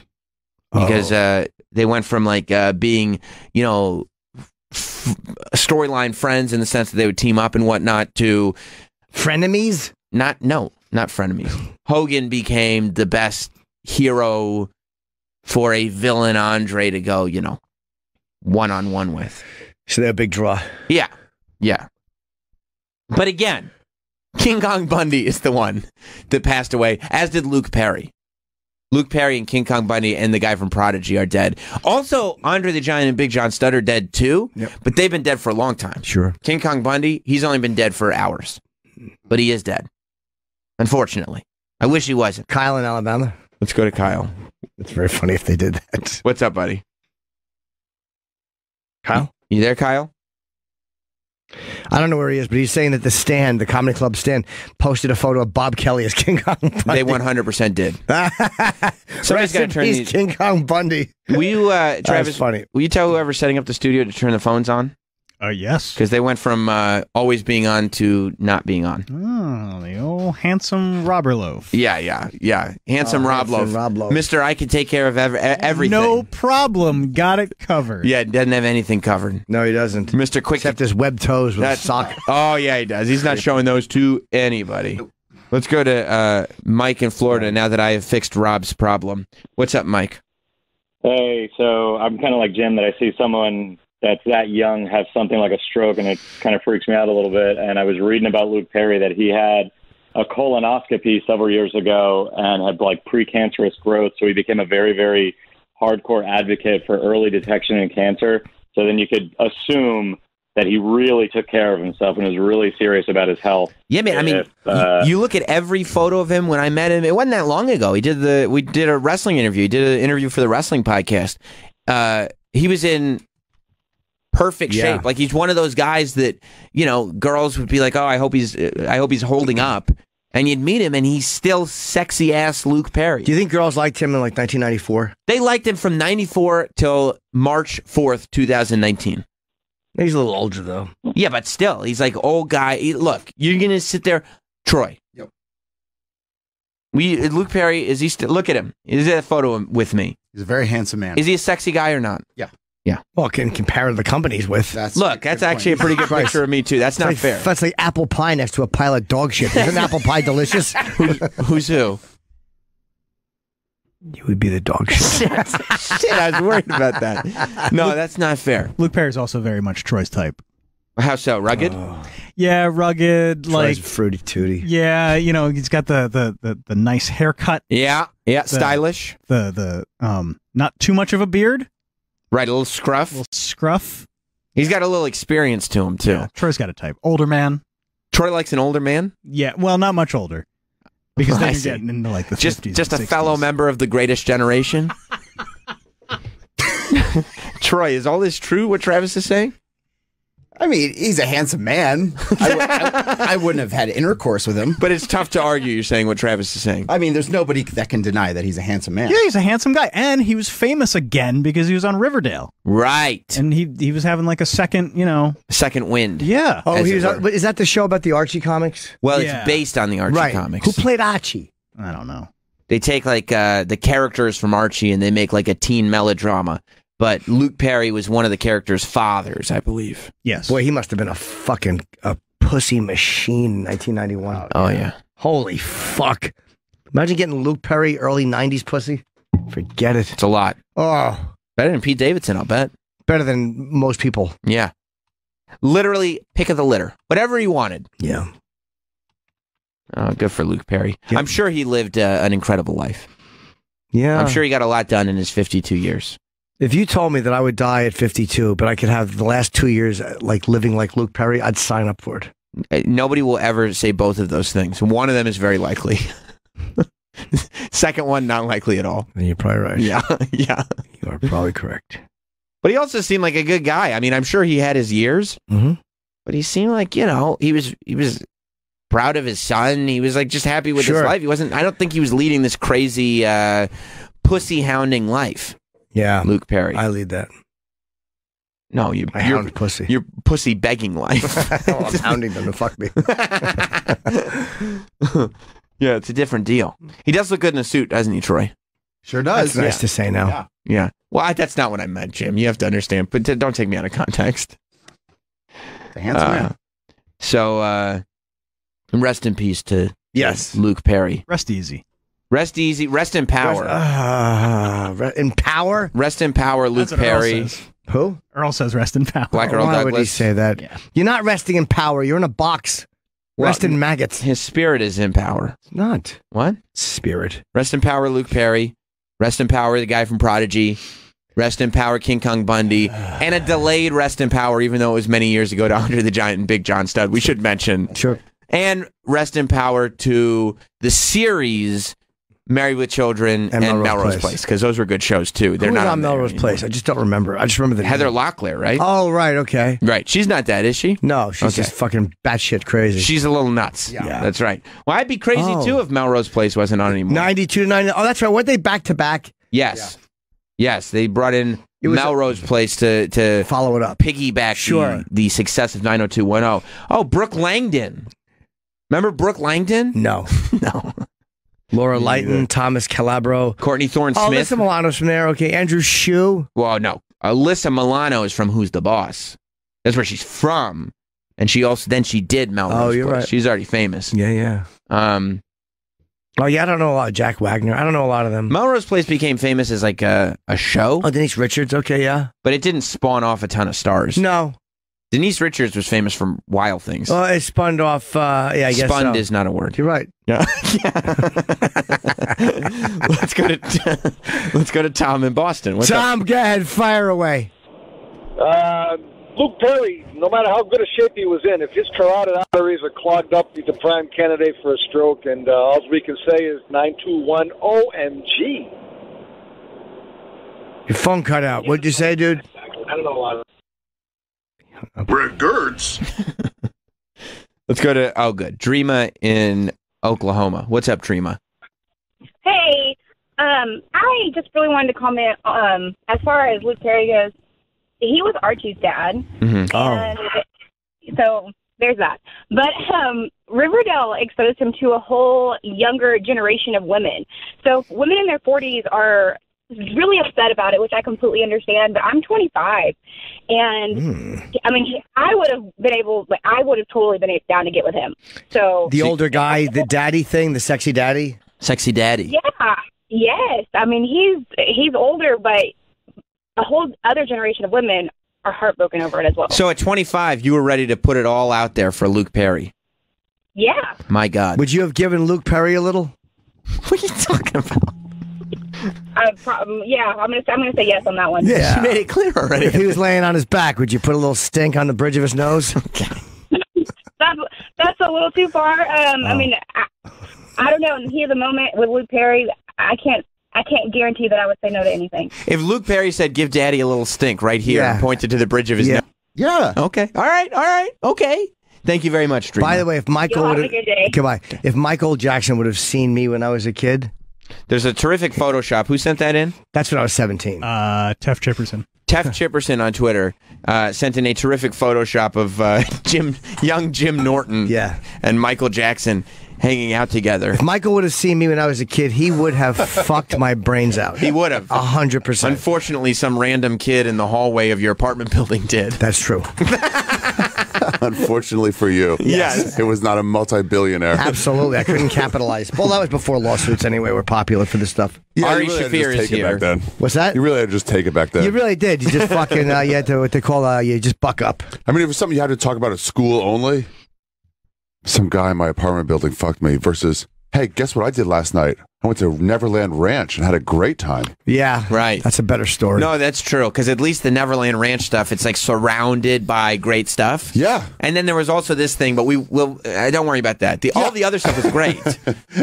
After you're done getting raped, it's like, what'd you do? Like, continue to live in my tenement house. Yeah, what else can I do? What about you? I went on a Ferris wheel. Yeah. There was all the candy you could eat. What? They have Skittles? Yeah. Oh, so many Skittles. So many. What about you? No. I just went I went back to my apartment. I went back to my apartment and just looked at Kiss pictures. Just tried to forget about everything. What happened to you? Obviously, with the Ari Shaffir walked in, injured. and yeah, I guess when a guy of your size He's wearing walks Amelia in, Earhart's hat. wearing your winter hat, and you can't get your winter jacket on because your arm is in a sling. Yeah, but it's not just in a sling. Your arm is in a full hard cast, an arm harness. Yeah. I'm going to fake a fucking lawsuit in an 80s sitcom. That's what it looks like. What happened? They have to drop a case and I have to go like this. Oh, yeah. That law. Mike Brady, I mean, remember that? He dropped that. It was medical test results. It happened so many times. Out in Sanford and Son. I think on the Three's Company, too. Yeah. I went skiing. I was racing. That's why I'm afraid to go skiing, 'cause I'm afraid I'll break something. And you just fell down and you're broken? It's broken, yeah. In a couple places. I had to have surgery last week. Had you ever broken a bone before? 2 years before skiing. Oh, really? Yeah. What'd you break skiing? Another arm or leg? Ankle, and then this time a wrist. Is it because you're racing, or is it the act of skiing that's so fucked up? I thought you were going to become a racist, just karma's why. I was like, oh, maybe. I hadn't thought of that. No, I was out of control. Okay. Yeah, I was going way faster than I should have. So you just go like, I'm here now. Yeah. I know that I don't have the skill level to do this, but it feels good. Yeah. Yeah. Yeah, and I was like, let's go. I could feel it. My friend who was racing me stopped. He was like, Ari's out of control. I could see it. And what happened? You flipped over? No, I hit a snowboarder. Couldn't avoid him. Oh. Did he get hurt? No, but he was pretty sore. He was. I mean, he was pretty upset. Yeah. Was it your fault? Oh, yeah, dude. He was leisurely going down the middle of the mountain. Like nothing. So you're not able to hold him legally culpable? I don't think so. Yeah. I believe if I was bigger, I'd be sued. Yeah. And you slammed right into him. Yeah. Is there ski insurance? What actress just fucking had? Yeah. Oh, Gwyneth Paltrow had something happen on a ski slope. She hit somebody, I think, and then they're like, "Oh, you're rich. I'm going to sue you." And they have like a fucking traumatic brain injury or something. Oh, really? Something weird happened. Yeah. Because I got hit, and they looked up at the beauty of Gwyneth Paltrow. Yeah, exactly. They're like, And that was it. Got the bitch from Goop. Ow, my head hurts. Goop. Goop. Kind of thing. Yeah, that's her site. Yeah, it's a great reference.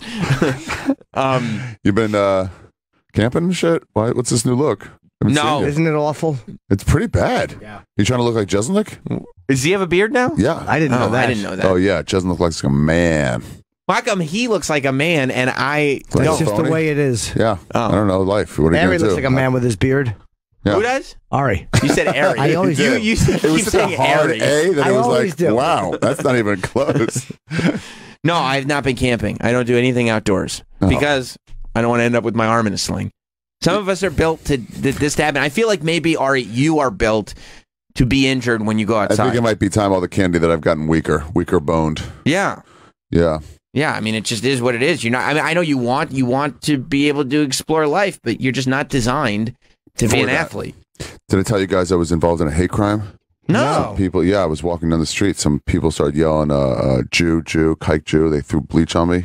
And wow, that's horrible. Are you okay? Yeah, I mean, I'm okay. I overcame it. I fought back. You did? Jim. Yeah, I fought back. It was like a 1 minute thing or something. A long. It seemed like forever. Oh, it did. Yeah, if there's video of it, I don't know what it'll show, but it seemed like a long time. Did you punch him? Yeah, Jim. Oh, I fought back because people have power. That's right. Jews out there, we have power. That's good to know. That's really. We good don't message. just take it anymore. I'm powerful, and you can be like me. That's a really good. Did message. they recognize you from anything? Yeah, I think. It was. They said, "You're that faggot from the stand. You're that kike faggot from the stand." Oh, I'm sorry. I don't mean to laugh. That's horrible. Yeah, exactly. That's This is horrible. what I have to deal with. Yeah, no, I'm sorry. I shouldn't have. It's tragic. I shouldn't have laughed. Yeah, they were. And they put bleach on. Why would they put bleach on? Yeah, you? why? You're white. I don't think that's part of the hate crime. I think they just had someone spilled it. I see. But I see. mistake. Okay. They were on their way to do someone their hit my- laundry and they saw a Jew and they went, aha. Yeah. Someone Right. hit my shoe, and I gotta get a new shoe. Right. It's like discolored. That's really. I'm happy you survived that. Yeah. Thanks, man. I appreciate it. Yeah, Thank you And for that finding happened this while support. your arm was in the sling? Yeah, just on the way here right now. Oh man, that's terrible. Ari? Thank you for still coming. Yeah, I mean, that's why I'm late, is what I'm saying. It's I mean, it's all Okay. good. I was That's wondering, the- but I'm happy you came. Yeah. Did you see, by the way, that Robin Roberts is like doing an interview now where she's going to she's telling the truth about her interview, and she's acting like no way. Yes, and she's acting like I knew that there was something wrong, Oh, but why I did you wanted say it to. during the interview? Well, Robin she's right. Roberts? She did know. They all knew, but the media narrative is what it is. You So can't go against them. They all No. knew. Do you remember when? Remember that comedian who faked cancer to get an HBO special? Who? No. I forget his name. It's a great idea. Yeah, and then he went on Ellen, and Ellen's like, I can get you an HBO special, but she goes, do you have chemo? Yeah, and he goes, yeah. She was like, how come? Don't your eyelashes also fall out? Not just your top hair? Your eyebrows fall off? Shit. And he goes, nah, wasn't that kind of chemo. And she was like, wasn't that kind of yeah, chemo? you could see it hit her face, like, oh, but then she was like, no, I'm not going to call him on it right here. I'm not going to be like, I think you're faking. But she wait. Who's the comedian? I Quincy Jones. Oh, wow, Quincy. Yeah, no, a comedian named Quincy Jones. Oh, that really is his name? Yeah. Look him up. Yeah, it was all, we were all like, wow, that's crazy. And then he got this HBO special out of it like 5-6 years ago. And then time started moving and we all started feeling like this guy hasn't lost any weight. But he never said that he got better. He started drinking heavy, started bumping and doing like 19 minutes on a 10-minute bump. Look up, see on YouTube. She asked him why he hadn't lost his beard from chemo, and he responded assuredly, "You don't lose your beard from chemo. I had 4 rounds of whatever it is, etoposide and citaloplasm, and I can say for sure you do lose your beard as well as many other areas. By the way, why didn't this guy just shave his fucking beard? What an idiot! He didn't think it out. It was great. He just didn't even try to like look that way. Just shave your beard and eyebrows. I think that first video you had it. Troy, it looked like which one is Quincy? Is he the black guy or the white guy? Black guy. Jones. Yeah. Yeah. That's why I just clicked. He stood up to his cancer. There is no Okay, here it is. There is no cancer when I'm on stage. Oh. Mentioned last time that you want to do a comedy special. That's really important for you to do a comedy special. Yes, I really want to do it. Yeah. So what you don't know is we called the head of HBO, and your people didn't even tell you this, but HBO is going to air your special. He has giant earrings. Do you think there's part of him in this moment that knows, holy shit, this has gone way too far? Yeah, probably. I've had things that have gone like further than I intended them, and then it's like, ooh, the scope of this is unplanned for. Right, I wasn't really considering that this would have full-scale ramifications. Yeah. Because now, it's one thing to lie about cancer, but to get an HBO special because you lied about cancer, now the whole world is going to hate you. That's the problem. Yeah. And also, he took a big GoFundMe for like the medical bills, and then he got way more than he needed for these fake bills. He might have like pinky nail cancer or something. I don't know. And he like upped it. I don't really know. It was pretty exciting though in the comedy community for a while. Yeah, and so I think at this point, once he got the special and aired it, at that point, if he just said, hey guys, I fucking faked that cancer, get that HBO special, and I did it, then fucking I'll it is what it is. Yeah, then it's like, wow, great prank, you did it. Right. Yeah, all the money's going back to the GoFundMe. Don't worry, I'm not taking any of your money. But did he ever say? Nah. He just tried to stick to it. They never would have forgiven him. He would have ruined him. No. He couldn't have. Really? Yeah. If he released it on his own before anybody else started talking? HBO would have been furious. Cancer survived. He never would have been forgiven. Oh, cancer my father survivors. died of cancer. You think that's funny to capitalize on that? Well, my family... Oh, fuck it. Yeah, but like, no, your father didn't have the material I had. That is true. Your father was a shitty comic. He was a trucker. Sorry. He didn't do the reps. He wasn't funny. He was a lazy man. Let me see the rest of this. Is there more of this? This isn't the... That's what I'm saying. Yeah, it doesn't seem like it. Where is it? This isn't... It doesn't appear to be the interview... No. Where Ellen kind of knows. You put Quincy Jones, cancer, Ellen. Boom. Jimmy Words. Jimmy Words. You're really killing on the laptop over there, buddy. Ellen DeGeneres, yeah, maybe. Despite being told he only has 1 year to live, our first guest is He's doing fine. Hasn't lost any weight. All right, this is from March. Pause. This is from March of 2016. Well, that's when it was. Oh yeah. Can you confirm or deny that he is still with us? He's still with us. Okay, it's 3 years ago. He did put an update. I talked to after everybody started talking. He goes, talk to my doctor. He gave me another 5 years.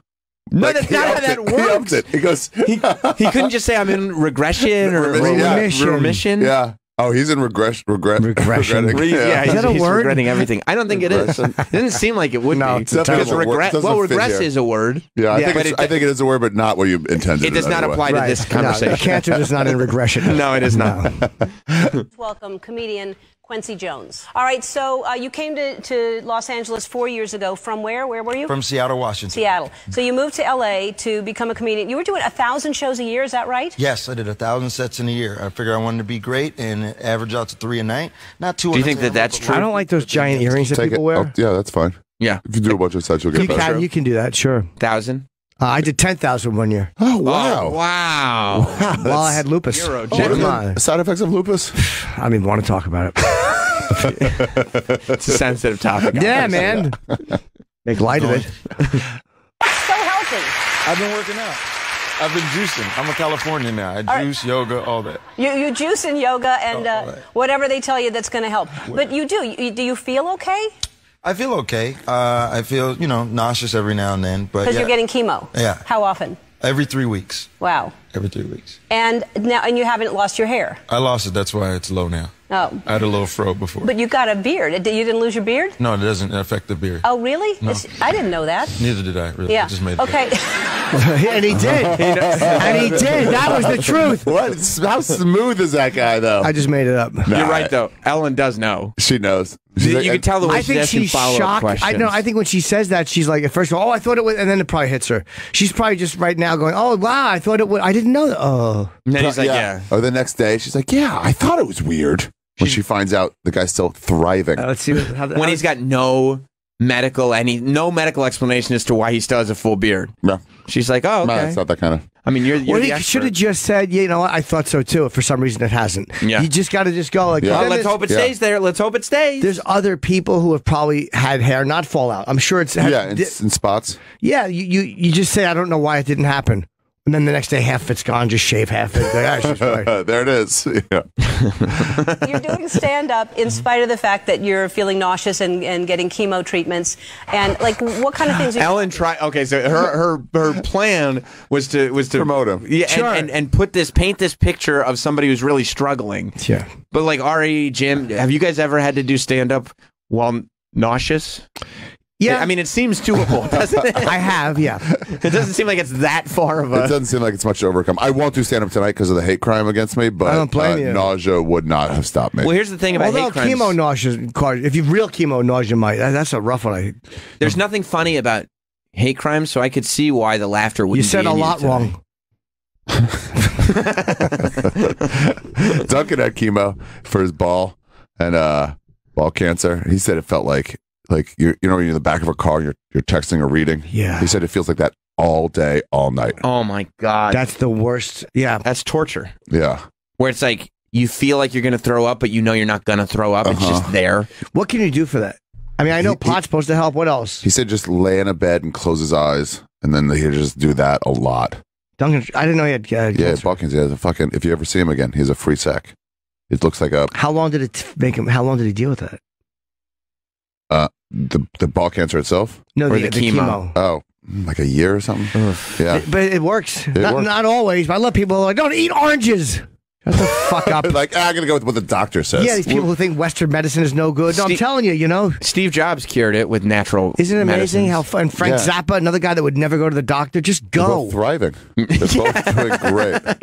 Yeah. At WebMD, we can cure all your diseases with an orange. And at least Steve Jobs left all his ideas behind, and Apple is still Thank God Tim continuing Cook to took innovate. over. Yeah. Fucking Mr. Lateral. Isn't it amazing how much that company suffered when he's not around? Because they put a business guy in charge, and he fucking stinks. They're creating nothing. I mean, That it's also dumb 'cause- watch. Mhm. That worthless fucking shit watch. Oh, look, beep, I can push it. I got a text. You can't answer it. No, of course not. It's too tough to type on. So fucking dumb. Every other company's caught up. Well, yeah, they're making foldable phones now. Apple's like, whoa, that looks cool. Apple is now going to play catch up. Of course they are. Fucking They're assholes. they're just going massive for no reason. So Apple shit you is? can't fit in your pocket. Women have no idea. They just have to carry their phones, being like walking victims all day because they can't put their phones in their pockets. We did like small. Let's do real big. Okay, now we'll do small again. Like They're not surprising anybody with anything. It is just one left, right move, not one forward move. Yeah. Steve Jobs probably also didn't hire anybody with any ideas because he wanted to be the genius of Apple. Could be, yeah. He didn't put anybody like as a second in command. No. So then when he dies, there's literally no ideas in the entire company. How about Wozniak? Wasn't he? Was did he have that mentality or no? No, Woz was like an engineer. He wasn't. He had no sort of. He didn't want to be the boss. How Ever. good was Seth Rogen in that fucking movie? Oh, Seth yeah. Rogen was good, but the movie wasn't very No, good. the movie was not great. It was very dialogue heavy. Was that Aaron Sorkin movie? Yeah. It seems like a hard movie to do. Yeah, that guy's so dialogue heavy. Yeah. Aaron Sorkin. And apparently he's like he's I don't want to bring it up because of the hate crime and everything. I was going to say he's like a Nazi with his scripts. Who but told then I us realized that? you had just been through something traumatic. Yeah, I mean, this is the second time today that I've been heard Nazi thrown about, bandied about. The first one was the hate crime that you were struck with before you got here. It's never okay to say that word, Sam. You're right. I apologize. I do apologize. It was was it Jeff Daniels we had in that sounds right. And he said he is a guy who wants every word exactly as he wrote. Yeah, he's probably a hard you can't like Tarantino. No paraphrasing. Is Tarantino like that? Mm-hmm. Every word. But it's Tarantino. He's known for you and I could never work for either of those guys. No, we'd be like, I pretty much got it. Like, no, do it again. I have to paraphrase a little bit, not even a lot, but it has to feel like it's mine. Yeah, I got it. I think I got the gist. Yeah. No, Shakespeare. Yeah, can't say that. And then I think the guy who did Slumdog was the director of the Steve Jobs movie. I saw the other Steve Jobs movie with Ashton Kutcher. Ashton Kutcher, yeah. What a shit show I know. that one It was is. the one that got rushed out to beat the real one. You know, when they always do that in movies. Sure. So it's like, I'll just do the cop. And I was so turned off by it that I would not watch the real one. The dialogue in the real one is amazing, and Seth Rogen was so good. Yeah, the script and Seth Rogen are good. The rest of it's not a good movie, but yeah, I mean, the Ashton Kutcher is like so laughably bad because it was just like scenes thrown in, shit you've heard about. So he'll be like talking to Steve Wozniak over at his mom's house, and like his mom's like, "Want some fruit?" He goes, "Mom, you know I don't eat that," or vice versa, or something like that. And then end of scene. Yeah, that's like the whole reason. It's just like they took the Cliff Notes version of the book, and they were like, "Okay, we just need these certain elements from the book." He looked like him a little though. It is fun to watch Ashton Kutcher. That's the only reason he was cast to play that role. They were Ugly like, himself up. You know who looks like the young version of Steve Jobs? Ashton Kutcher. Let's get him to play him. He's an actor still, right? I guess so. He's on Twitter. He didn't throw it all the way on booze and drugs, did he? Like, no, that's the guy you replaced. Yeah. What a fool. Not Ashton, but Steve Jobs to not go for chemo. I know. He cost us all a lot of cool shit. What's that? He refused to go to chemo. So many of them do. He wanted Eastern medicine. I understand the idea. Both is fine. Not wanting to get sick. And the chemo sounds horrible. Yeah. But what sounds worse is being dead at 57 or whatever. Yeah. It's also like when you surround yourself, he lived in his Cupertino or whatever the fuck he was. But he lived in Cupertino. Yeah, the time that's whatever your weather is set to right away. Yeah. Like, I don't know where the fuck this is. I think they called it a reality distortion field, where anything he said, he just believed was true, and he made people around him kind of say yes. Yes, say yes and actually get it done. And that's how things were invented and everything. But that doesn't work with cancer. It doesn't work with comedy. Yeah, that's why 90% of like celebrity comics suck. Even with a positive attitude? Yeah, their friends are like, great, man. Best new material I've ever had. Didn't he have a survivable form too? Like he didn't have the one that automatically kills you, I think. I think Quincy Jones cancer? Yeah, thank God Quincy Jones, the comedian. I don't know him. Survived. I don't think I've he was a Seattle and then an LA comic, so he was never really here. We Didn't just hear that come and do story. pop-ins. Want to go back to the interview on Ellen? Yes, I did. With comedian Quincy Jones? Oh, now. I talk about You just throw in a little chip for no reason. It's part of Jim too. Oh, wow. And I end up throwing them in my phone as a place that I remember. And in my phone there's a girl called McDonald's Hookup Chick. And I don't know what that means. I don't know if we met at McDonald's and hooked up, or if she works at McDonald's and she hooks it up. I like that he goes, he's like, look, I have cancer and I'd like to go on Ellen for it, but I'd like to stay away from the cancer and mainly just do my act. Yeah. If that's cool. By the way, speaking of funny, I remember Patrice used to, there was the one girl he used to hook up with was called the fat bitch from The Wiz. That was her name. Because she worked at The Wiz and she was so obese. He would just take her down to the basement and they would just jerk off on her. Would he call her that or was that in his phone? That was what he would say to me, like, "What did you do?" So the fat bitch from The Wiz. It wasn't a description; it was a name. That was an absolute. That was an absolute name description of that. That's what I mean. Yeah, that's the one Will Sylvan saw when Patrice tried to sneak her out of the apartment, and Will was standing there with his arm propped up on the door. So how fat she was, trying to block a lot of her weight. Yeah, so humiliated. The fat bitch from The Wiz. You see, Will Sylvan and Kevin Brennan were both on Crashing last week. Oh, were they? Yeah. I don't watch it. Yeah, that's cool. Yeah, it's funny. Either way, look how electric Ellen is. By the way, she's smiling and loving this material that normally would not go over if not for the cancer. Yeah, not for the cancer. She'd be like, ugh, if she saw it like posted somewhere, but she's there and she is just ravished. Look at her, smiling, radiant. Yeah, that's a fucking talk show host. That's a big chair. It's a big chair. They look comfy as fuck. I'm sure they are very comfortable. Why do we get such garbage chairs in here? I know. Why does Sirius treat you like such like dicks. Look at the way chairs. Look at the way comedian Quincy Jones is gripping the two armrests. He's like, please God, don't find out I'm full of shit. Let's stay off the cancer part. It is weird. They're both holding the end. I wonder if that's just what you do, or is that what you do on TV when you're uncomfortable? I don't know. Well, you're usually pretty good with your hands. Yeah, I really am. When you're on TV or in photos. Yeah. You know what's worse, when you're on Skype talking to a girl and she says something and you actually start touching your nipples and you forget she can see you? It's happened. Okay, Michael. What are you doing, Jim? What's with your nips? Oh, nothing, just itching. Yeah, scratching little mugs. I had an itch. Good, yeah. And you talk about things that scare you. Yeah, I'm terrified of pigeons. They don't have. She's literally setting him up to do his act. Oh my! This is just the Byron Allen show. Yeah. This is Undeclared with Byron Allen. Whatever the fuck that show was called. It was called Comics Unleashed. Comics Unleashed. Andy Candler had a funny one. He said, "I think it's Comics Uncomfortable." That's exactly what it looks like. That is so true. I'm scared of pigeons because they don't have cancer. Yeah. Did he come out and say he didn't have it? Nah, I think he's still going with it. So do we know that he didn't have it? Oh. No, allegedly. You think? I'm going off of what Ari says. Oh, okay. I just go with generally in life, my thoughts are just reality completely. Okay. Right. And I'll just stick with them 100%. Yeah, that makes sense. Yeah. I don't want to say it doesn't happen if he did. Yeah, I mean, okay, but this is 2016. A year left. He's gone, right? He's dead. Maybe he's okay. Yeah. Yeah, it's been 3 years. Yeah, maybe he's in heaven, angry, looking down at us, mad that we're making fun. That's true. He might be dead. We don't know. Dude, I was on a mushroom trip in Banff in outside Alberta, and I brought it up to two comics. I was like, hey, guys, do you think Quincy Jones might not have cancer? And they're both like, dude, we've both been thinking about this on our own. The whole community in the West Coast was like all about it. So all the comedians think that this guy does not have cancer. I mean, no, yes, exactly. I see. Okay. So we have to take a break. When we come back, your story went viral, and we're going to talk about what happened and how cool this is, that what your friends did. We'll be right back with Quincy Jones. So you're wanting to shoot an hour comedy special, right? Yeah.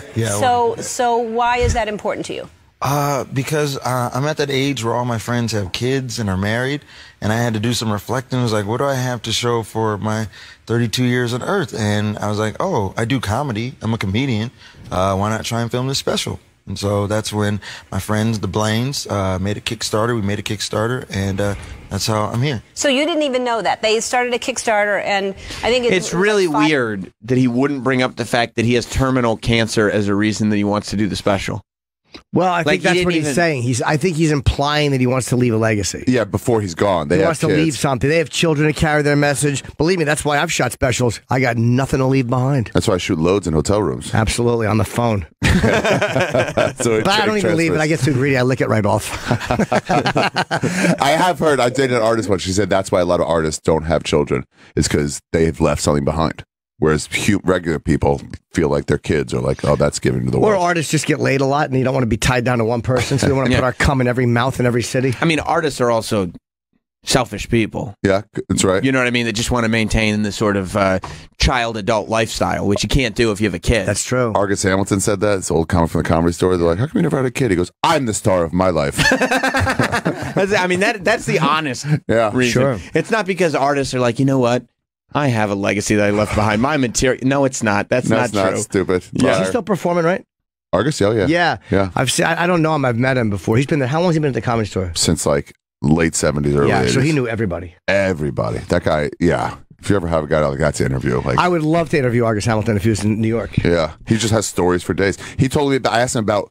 One time you sit, it hits you that guy has been around. So I was like, we were talking about the guy who killed himself, Steve Lebekin. Yes. And we were like talking, and then he pulled up. I was like, oh, Argus, you remember Steve Lebekin, right? He goes, oh yeah. Because he had this great joke about the Ayatollah. He told it to me then. I forget it now. Sure. He goes, good joke. I did it to him. I did it as a tribute to him after he died. And then I just stole it. I was like, he ain't going to use it. Do you feel like I feel like, and it's only popped in my head because we're talking about this guy, Quincy Jones. You're one of the very few people who take the kind of private conversations that are happening inside the comedy community and then present them very, very publicly. Oh, yeah, I fuck up constantly. Do you feel like That's a terrible idea. People don't tell you things because they're like, no, Ari has no sort of gauge on what stays at this table and what belongs on the radio. That's possible. I don't share like secrets. If someone tells you don't say this, you won't. It's gone. It's vaulted You won't. forever. Okay. Yeah, but if they don't say it, if I overhear you saying that same thing, it's everywhere. I'm looking for new mediums in which to publish it. New platform in perpetuity. Yeah, exactly. What's the next Vine that I get involved on early? Well, you also probably don't realize when you say things that they're going to end up being these like bigger conversations than in the room, right? Yeah, like right now it's hitting me like, oh, this guy's probably going to hear that I said all this. Right. The way you said it, I thought it had been proven that he didn't have cancer and, that he had said it. Yeah. And then you're like, I don't know. And I'm like, oh, no, maybe he did have it. Right. I will say the Minority Report is we asked somebody and they were like, some comic, I think, I don't want to say who because I don't want to besmirch his name, but he said he was in the room with a doctor with him and the doctor said, he heard the doctor say, this is a death sentence for you. But none of us believe that. Right. Yeah. Right. Oh, wait, so there's a confirmation? Oh, yeah, absolutely. But still, I'm still willing to be like, no fucking way. Okay. Well, maybe he does, maybe he does. I don't know. He may. I've never met this guy He may have either. been exaggerated. It might have been some but Ari doesn't think he probably does not. No, but Ari did kind of paint it like it was like, this is the facts. He doesn't That's what have I do. it. That's how I present things, as fact. That's how I felt like when that clip of you and Tim Dillon went like peace, Jesus. everywhere. And it's like, it's so funny because it's like a 10-minute clip and most of it is you talking about Louis and Judd, but you just end up popping off at the mouth about Chris Rock in this conversation that I'm like, okay, that's a conversation that you kind of have with other comedians. Yeah, and I got lost in it. Oh, don't play. Right. But then, yeah, I mean, I think everybody's heard it by now. I was way wrong to do that. I should have I just paraphrase it because I don't think I even heard it.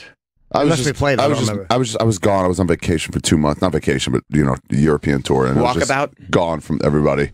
And I was just like getting mad about how people are fucking dicks to everybody. You know? He was saying that at one point Chris made some kind of comment that there's no real comics at this table or something, kind of generationally. And then Ari went on a rant in the middle of another rant about Chris using writers and okay. And why, he was or wasn't a real comic. No, he's a real comic. Right. But yeah. It's just all shit you should say to somebody in person instead of just like. Did you feel bad about it? Oh, yeah. So you regretted that like pretty much immediately. The medium was wrong. Did he hear it? Straight, oh, yeah. It got back to him.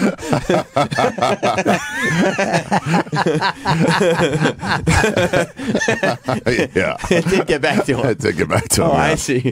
But at least he never mentioned it to you.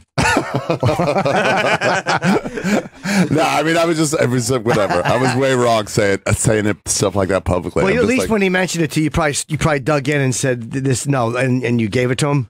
You wouldn't have thought that Chris would make Ari eat his words or anything like that. I said like, yeah, I shouldn't have said that publicly. That's shit you go right to a person on. Sure. I was way off saying on that video.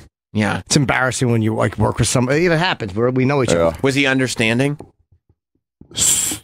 Sort of, actually. Once I was like, yeah, I shouldn't have said that. It was like, it's, when you're yelling at somebody and trying to like, why the fuck did you do that? And you're like, yeah, I shouldn't have. It's like, it's hard to like, yeah, if somebody's like, oh yeah, you're right. I fucked up. That was stupid. He was still mad, but like, not as mad, but still mad.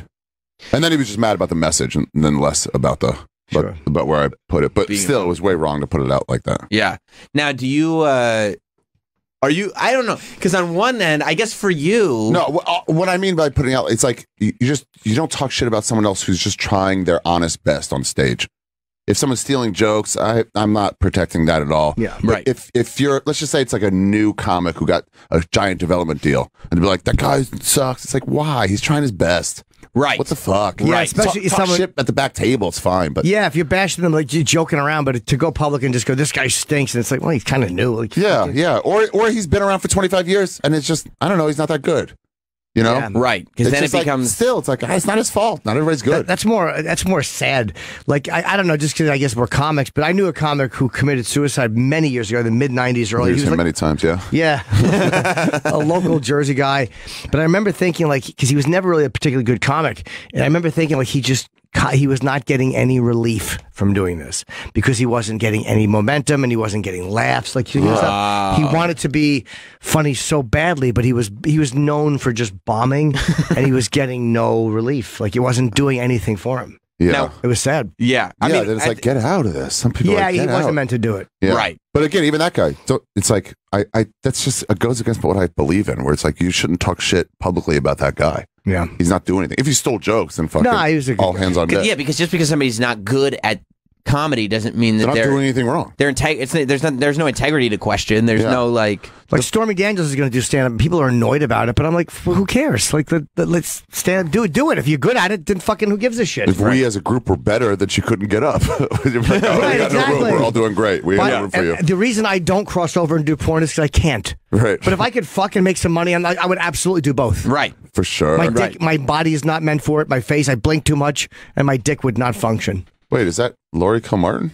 Do they use a picture of Laurie Kilmartin instead of Stormy Daniels? No, I guess Laurie was pissed. That would be amazing, though, if they did that. Wow. Stormy Daniels upset a lot of comedians with comedy. Oh, she upset a lot of comedians. Headlining a comedy club. Yeah, who cares if she draws? I mean, that's same thing with the guy who did Rockwell. Remember the guy who was like, Who Wants to Marry a Millionaire? The first one? I remember the show, yeah. Yeah, and he was like headlining for like 2 months off that. Right. It is what it is. I mean, if people will buy a ticket to come see you. I could care less. If she's naturally I hear Jeremy Piven, who I don't know at all. People are like, yeah, he's funnier than you would expect. He's an actor and he's doing stand-up, and that's usually like people think you're going to stink.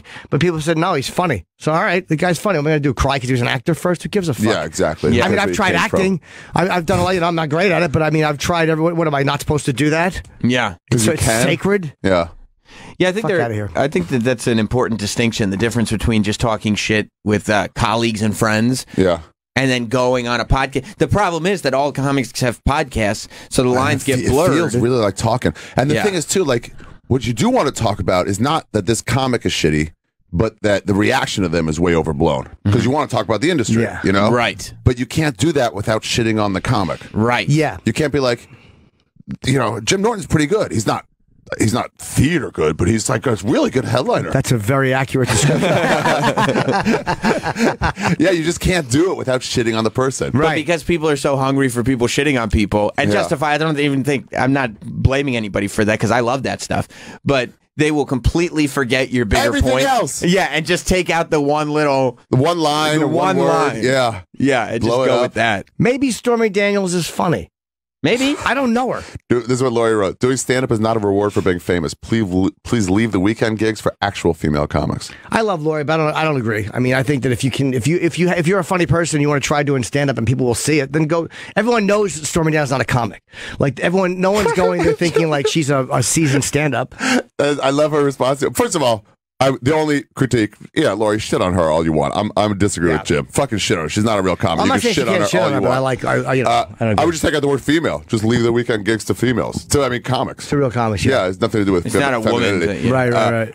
Stormy Daniels wrote back, "Wow, so supportive. I am an actual female, but I'll never get women who just tear other women down, and I know it's not a reward. I've been writing comedy material for over 10 years. Come on. Would you like me to critique your BJ skills? Your whole foot fits in your mouth. So you'll probably do great." It's a pretty good line. It is. Yeah. But I don't mind her doing it because she's not taking anything from anybody else. Like when you're out there, if you do porn and you're funny or you think you're funny and people want to pay to see it, you're not taking. There's a million clubs. It's not like, hey Jim, there's only a few spots. Yeah, right. We were going to book you, Jim, but we got Stormy Daniels. I'm not competing with her for. I don't give a fuck. Shouldn't the criticism be to people who buy tickets for Stormy Daniels? No, it should be not she's Stormy not good. herself. Like if she's on stage and she's not good, and you think she's not good, then say she's not good. If you're going to criticize Stormy for being on stage. Her name's Stormy. I guess so. Yeah. If you're going to criticize Stormy for taking the gig, you should be criticizing the people who are funding go the to gig. it, or or how shitty. Yeah, maybe if it was like how fucking shitty is stand up that a nobody with no experience could fucking headline immediately. Yeah. I wonder how she did. Nobody gets mad at comedians if all of a sudden we want to do films. Like if a comedian funds their own independent movie, no one says to that comic, "Hey man, what are you doing acting? You didn't go to acting school. What are you doing? That's actor." Because there's unlimited amount of movies can be made. Same thing with stand-up. There's an unlimited amount of jokes, an unlimited amount of places to do stand-up. It's not this fucking. And as a comic, it's not this. If it's a club, it's a little limited. Somebody else can't get that week. That's true, but somebody else can't get. Yeah, but if you're doing a mainstream movie, let's say like it's like.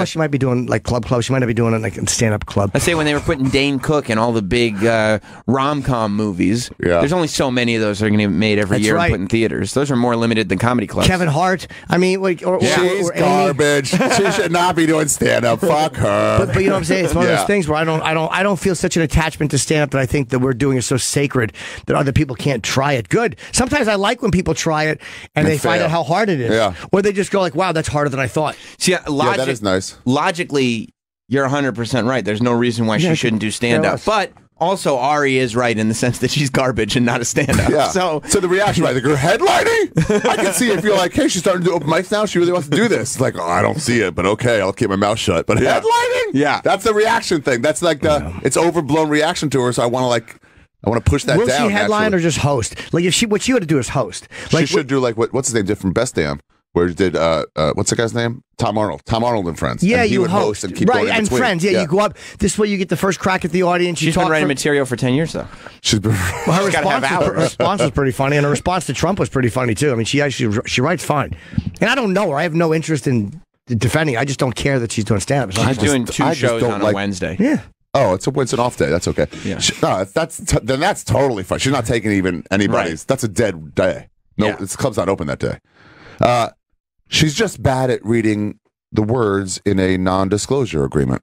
You got the money, bitch. Yeah. Shut your fucking mouth. So after I'm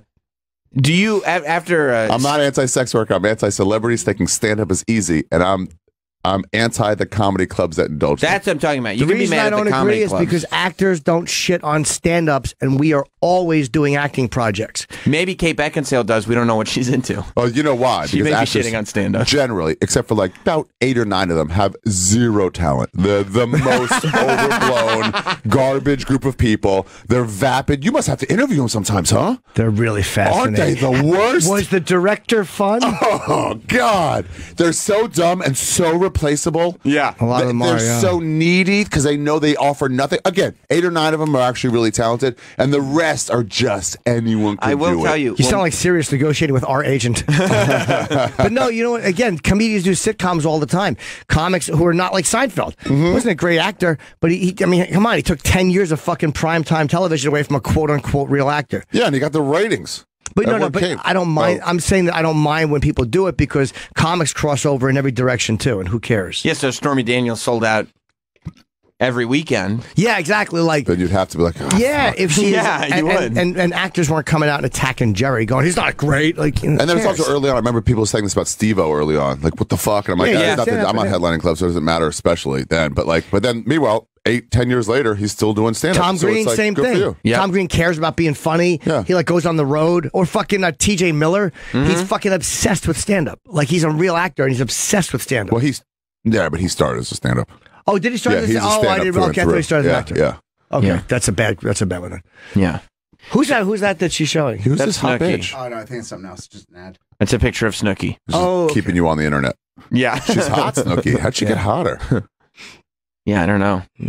I love when comics talk shit on the internet. I actually love it. You do? Yeah. Well, you love gossip. I love drama. It's great. Do you think you're gonna start trying to develop a filter for public and private conversations? Because I hope not. Yeah, but okay, part of me though is like, no, you shouldn't shit on somebody for trying. And then another part of me looks at like F. Scott Fitzgerald writing shit about other writers of his times, and I'm like, that's so interesting. It really is. You know, but it's like, probably, Hemingway, how come you don't use big words? You a fucking idiot. Well, here's the thing. It's going to make you not likable in the moment. Like the people around you that you're talking shit about are not going to like you. Right. It's going to make your life difficult when you're living it. Yeah. But for everybody outside, I love it. Like to love be Kevin Brennan. How joyous would it be? It's incredible. In every moment except when he sits down at the back table, has to look around and think, wait, what have I said in the last couple months? Right, exactly. Like his life can't be easy, but I love listening to him. Yeah. You know, and same thing with you. When you start popping off at the mouth, I'm like, yes, this is the Ari I've been looking for. I'm sure his life is not the most easy thing in the world, but it's not my life. I don't care. The thing is, I just told myself, like before, it's like I'm done like pulling punches on people, but except for what they do on stage in a non-stealing way. That is like I should leave alone. And then I fucking went against it. It was so fucking garbage. It's your instincts. It happens. Yeah. We all make little mistakes. Do you, Chip? Sure. Chip makes a lot of them. What? Don't give a fuck. Oh, that's his problem. What happened to your arm? Did you fucking break it? Yes, I broke it. Of course. Jesus. Fuck. So stupid. We should take a break. We're behind. He already did. I should not have. I should not have said it. No, I heard. How come Ari's arm is a movie? Because there's a cast around it.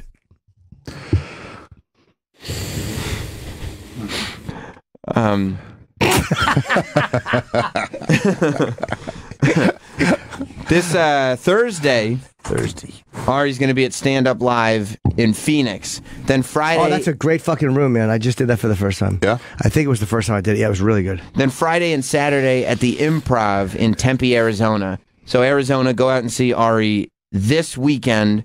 And of course, Double Negative is on Netflix, and Skeptic Tank. There's a new one on iTunes with Mickey Gall. And everything's happening. Good podcast, yeah. Everything's happening. Man, he did not win. No, he had a tough time against Diego. We were all but Giannis' wedding.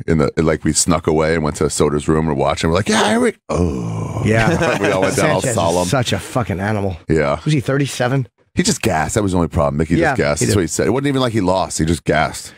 Yeah. Diego Sanchez is a fucking. That's what everybody was saying. Man. It's amazing that at his age he's still going as hard as he's going. It's Viagra. People can fight now way longer. Are you allowed to do Viagra in UFC? I thought that's what John Jones got busted for. No, he got busted for fucking 7-Eleven pills. Yeah, he decided to not go with the name brand. Wheat? Yeah, you know that shit. Yeah, fucking white rhino. Diego Sanchez reminds me of Jake LaMotta in the way he the way his stance when he kind of comes out like that. He just reminds me of LaMotta. By the way, LaMotta reminded me of championship belts and the fact that UFC changed all their championship belts to something much worse. The new have you seen what the new titles look like? I haven't paid attention to it, no. They're awful. Are they? I like the old titles. Yeah, they were all gold and everything. What are they now? They're like Troy Pulla. There it is. That's the new one. It looks like a toy.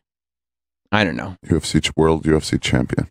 Maybe I'm being too nitpicky. Yeah, that's the type of stuff I look at. Yeah, the old one's nicer. The old one's way nicer, right? Dude, I sat one of my first UFCs, maybe my first one. I sat in the front. It was when you could just sneak up for a while and then go to the back when people showed up, you know, like a ball game. Mm-hmm. And I was sitting up there with Tate Fletcher, and who was the giant heavyweight champion for a while? Tim Sylvia. Sylvia.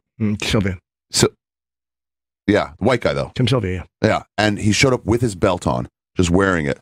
And we were like met him. He was cool enough. And then when he left, I asked Tate. I was like, "Are they supposed to like bring their belts with them?" And Tate's like, "No, he's just corny." Well, we'll be right back. Ari Shaffir is here. Stay tuned. We'll be back with more Jim Norton and Sam Roberts. Is this the Alabama Shakes? Yeah, they're good. Yeah, I like the Alabama Shakes. I saw them open for either Jack White or the White Stripes. It was Jack White, right? Saw them at Bonnaroo. I fucking freaked. The mushrooms hit too hard, and I had to go lie down.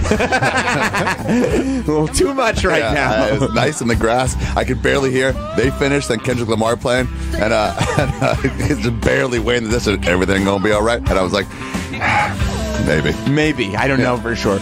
Ari Shaffir is here, by the way, and you can find Ari this weekend in Arizona. He'll be at Stand Up Live in Phoenix on Thursday and the Improv in Tempe on Friday and Saturday. I literally stood up twice when I was done shitting. And right back down. A little more. Had to go right back down. I still have to shit. Wow. A little more. And you were able... Wow. It was it's all this goddamn cold brew. Why you say that every day? Stop I love it. It makes me caffeinated. Somebody sprayed my ass with fucking stew all of my cheeks. You know those fucking wet ones that splash up on your cheeks? It's disgusting. Yeah. Then you're like, you wipe just through the crack, and you're like, maybe I gotta take this out crack. Wipe the cheek. I actually do have to dab the cheeks so I can feel it. Oh. I'm not kidding. Nobody thinks you are. All it's right. not funny. It's just gross, man. Yep. It's disgusting. True stuff. I gotta do. You gotta what? No. Oh, okay. We found a clip of Quincy saying where the fake story came from. Oh, well, he's not saying it's fake. I don't think. Oh. Right. No, where the fake story. I don't know how to say that. The story that it's fake came from. Ari Shaffir does not believe Quincy Jones at all. We were talking about this before break. Quincy Jones is a comedian. He went on Ellen. He said he had cancer. Ellen said, "You got all your hair though. You know, you got a big beard. What happened to the chemo?" And he was like, "It's not the beard kind of chemo." And Ellen was like, "Okay, cool. That makes sense." And then Ellen was like, "Okay, since you're going through chemo, but not the beard chemo, I'm going to give you an HBO special." And he was like, "Cool, I'll be dead within a year." And 3 years later, he is still with us.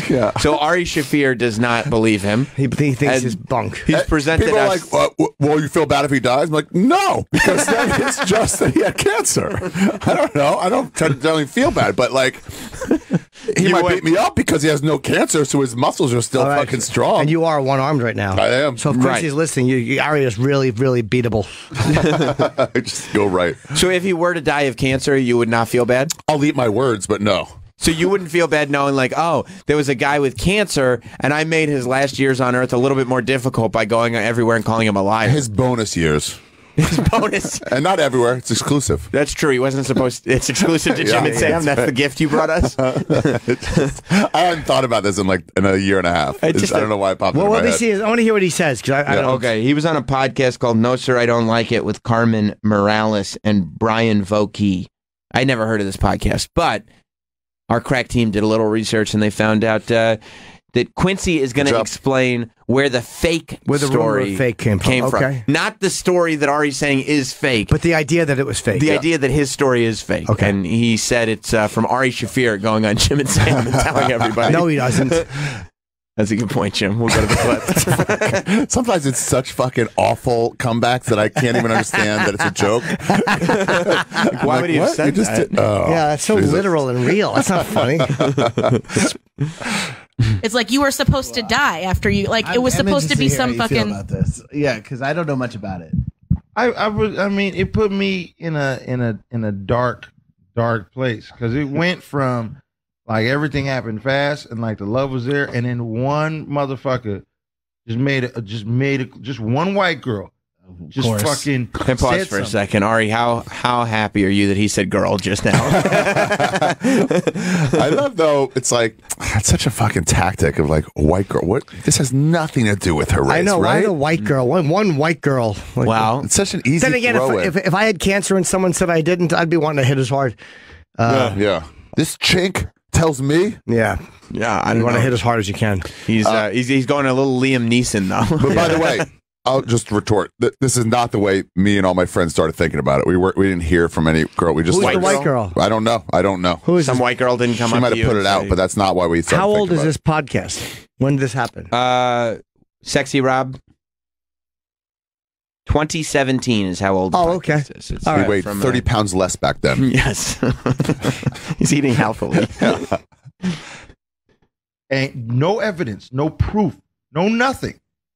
And just everyone ran with it. A barnstorm, like a mob. Dude, do you know how many black dudes were lynched off a white woman's words? Dude, and that's how history of she's a America lesbian. works. She's a lesbian, so it wasn't even like an ex-girlfriend. Right. It was just like there was nothing. There was no fucking. Is that his way of like casually saying like if it's a hetero girl, I've probably slept with her? Yeah, I think I sort of remember the woman now, the lesbian, and it was like maybe she was. I think there's a Facebook post you can find where she puts it out there. Maybe he does have it. I mean, again, he seems to be pretty annoyed.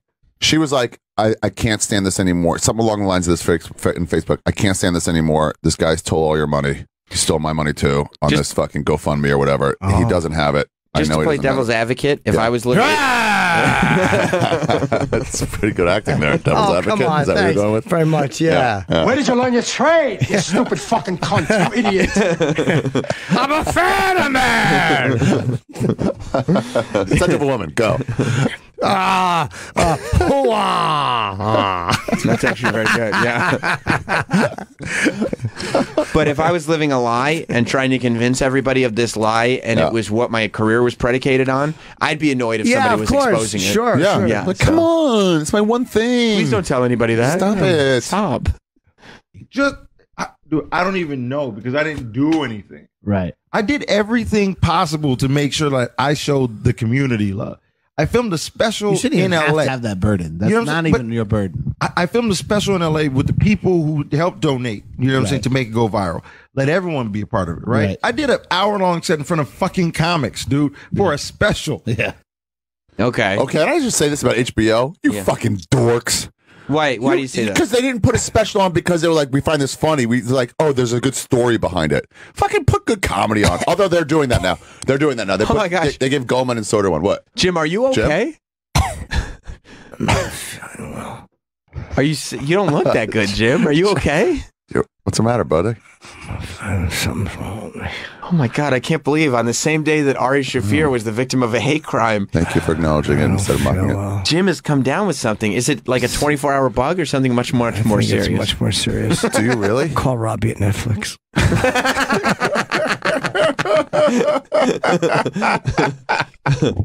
Oh, they give Soder an HBO special? Soder and Good. Goldman. That's great. I think HBO is now turning, Good. and they're going like, actually, let's just go straight down the line, funny comics. Goldman has also been. Is it I haven't Hours, seen yeah. Soder in a Amazing. while. Goldman has been fucking hilarious.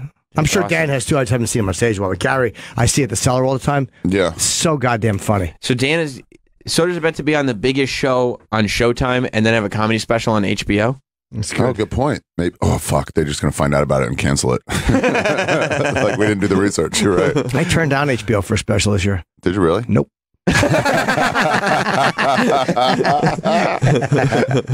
All right, let's hear the second clip.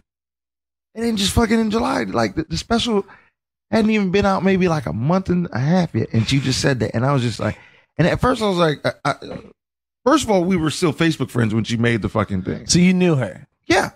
Yeah, I know her. Ugh. Oh, boy. And it was like, dude, like. Did she call you first or she go public first? She just went public first. Oh. Furthermore, Wow. the amount of steam it took was outrageous. It was like she just said this, and like it's still on her Facebook.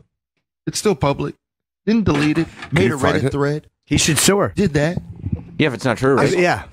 But it might get dragged out for years and he'll be gone by then. If she's accusing you of faking cancer Yeah. and you did a special on And it, it totally hurt your career, threw your career into that's a 100% effect because you could prove it. Right. Just prove it. Sue her. Yeah. If I said about you, it was like he never fucks trans people.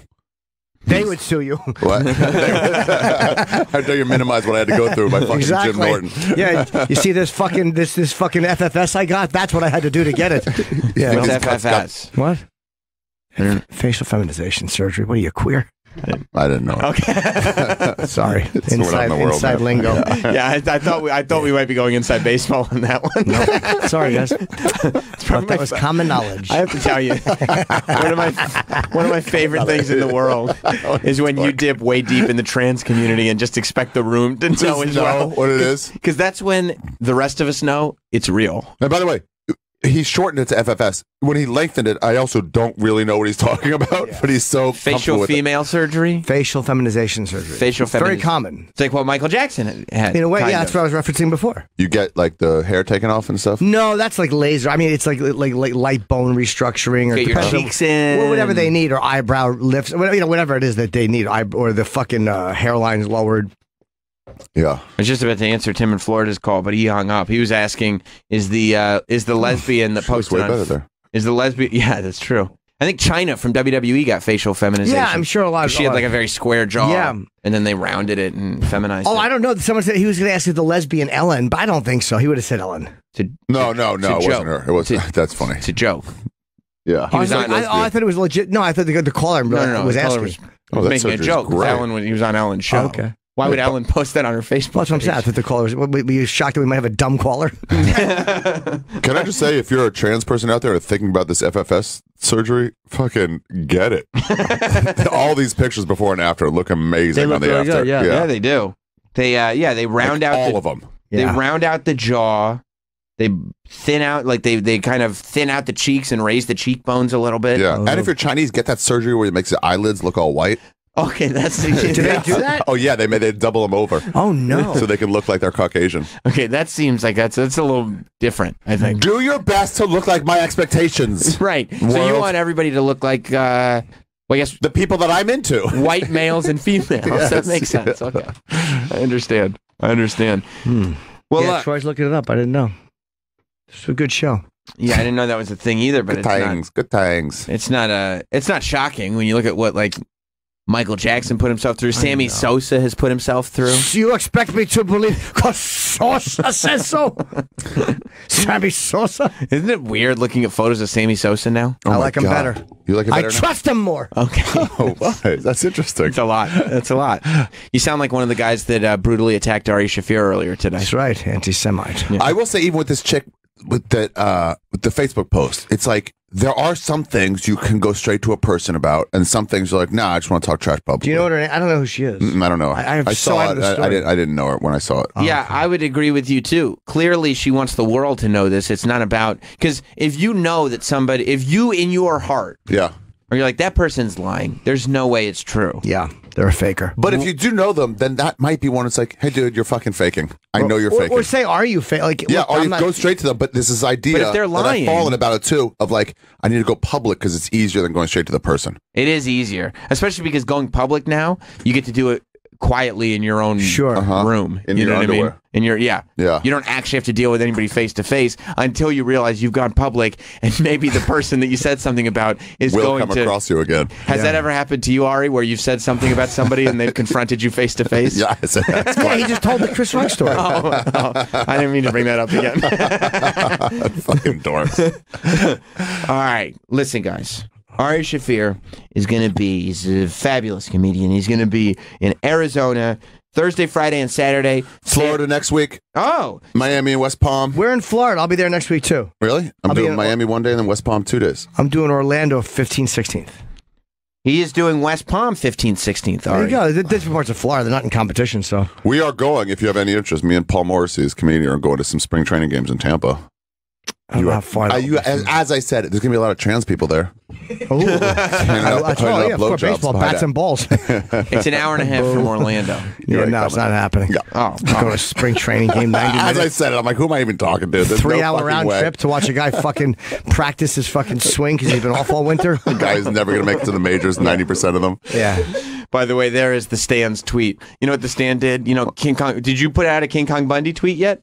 Did he die? King Kong Bundy died overnight. I gotta catch up. Yeah, I know. It's been about. I had 2 yesterday I had to get to. I was saying before you came in that it was a big day for you. All right, on the train. Because you do the guy from Prodigy and Luke Perry, right? Yeah. So, yeah, you got to do a King Kong Bundy one, too. And for the record, The Stand put out a tweet that said, "Rest in peace, King Kong Bundy," and they posted a picture of Bob Kelly. Those are good. Yeah. Those are really good. Which was amazing. But yeah, so Thursday, Stand Up Live in Phoenix. Friday and Saturday, Improv in Tempe, Arizona.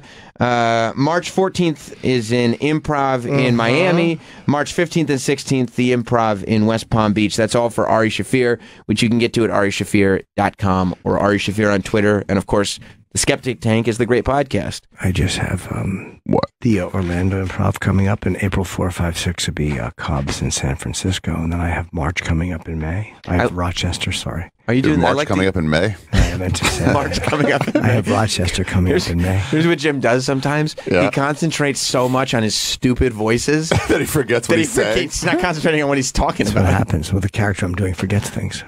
What's the character? Dude, that's an acting class thing where the teacher will point out something they did wrong and they go, no, I was trying to do that. It was a character choice to forget my lines and blink a lot. It seemed like when your girlfriend left and said, I'm leaving forever, I'm taking the child with me, you didn't really care. I was like, yeah, no, right, because I was over it already. I'm a trucker, so I've learned to be indifferent. I like your new character of NPR podcaster. Yeah, it really is good. good. So you were attacked. Yes, I was. Thank you. Thank you, Ira. I am also, last thing, Stress Factory, Memorial Day weekend. That's 4 straight nights in New Brunswick, New Jersey. Is it Memorial Day in May? I said May. I know, but that's just so far away to promote. Well, please, I sell a lot of tickets there. People want good seats. They should rush out and purchase. This is infuriating. General admission? I hate Chip, and this one drives me bonkers way more. Well, I'm just going to say that if people want to come out and see me, there's going to be tickets available, but they will be going fast. Ugh. like hotcakes. What are those YouTube videos called that people like so much? The quiet stuff. ASMR. Is this also a little ASMR? It wasn't intended to be so, but you can use my voice for whatever you feel like you might need it for. It's really nice. I know if you want to come out and hear some laughter and some jokes, you come right out and see my set. Jesus. Ari Shaffir hurt his arm. Get better soon. Heal up. I could listen to this all day. I don't want to end the show. I don't either. It drives me into a rage. I don't know why. I'm so angry at it. Probably because you're happy at the subtle, smooth, soft, silky sounds that you're hearing. You're talking about the dulcet tones? That's right. You should be a DJ for smooth jazz. I would love to. It's really, really good stuff. It feels really good. All right, guys, we'll be back tomorrow. Indeed, we will, unless we're not. Goodbye. Thanks, Ari.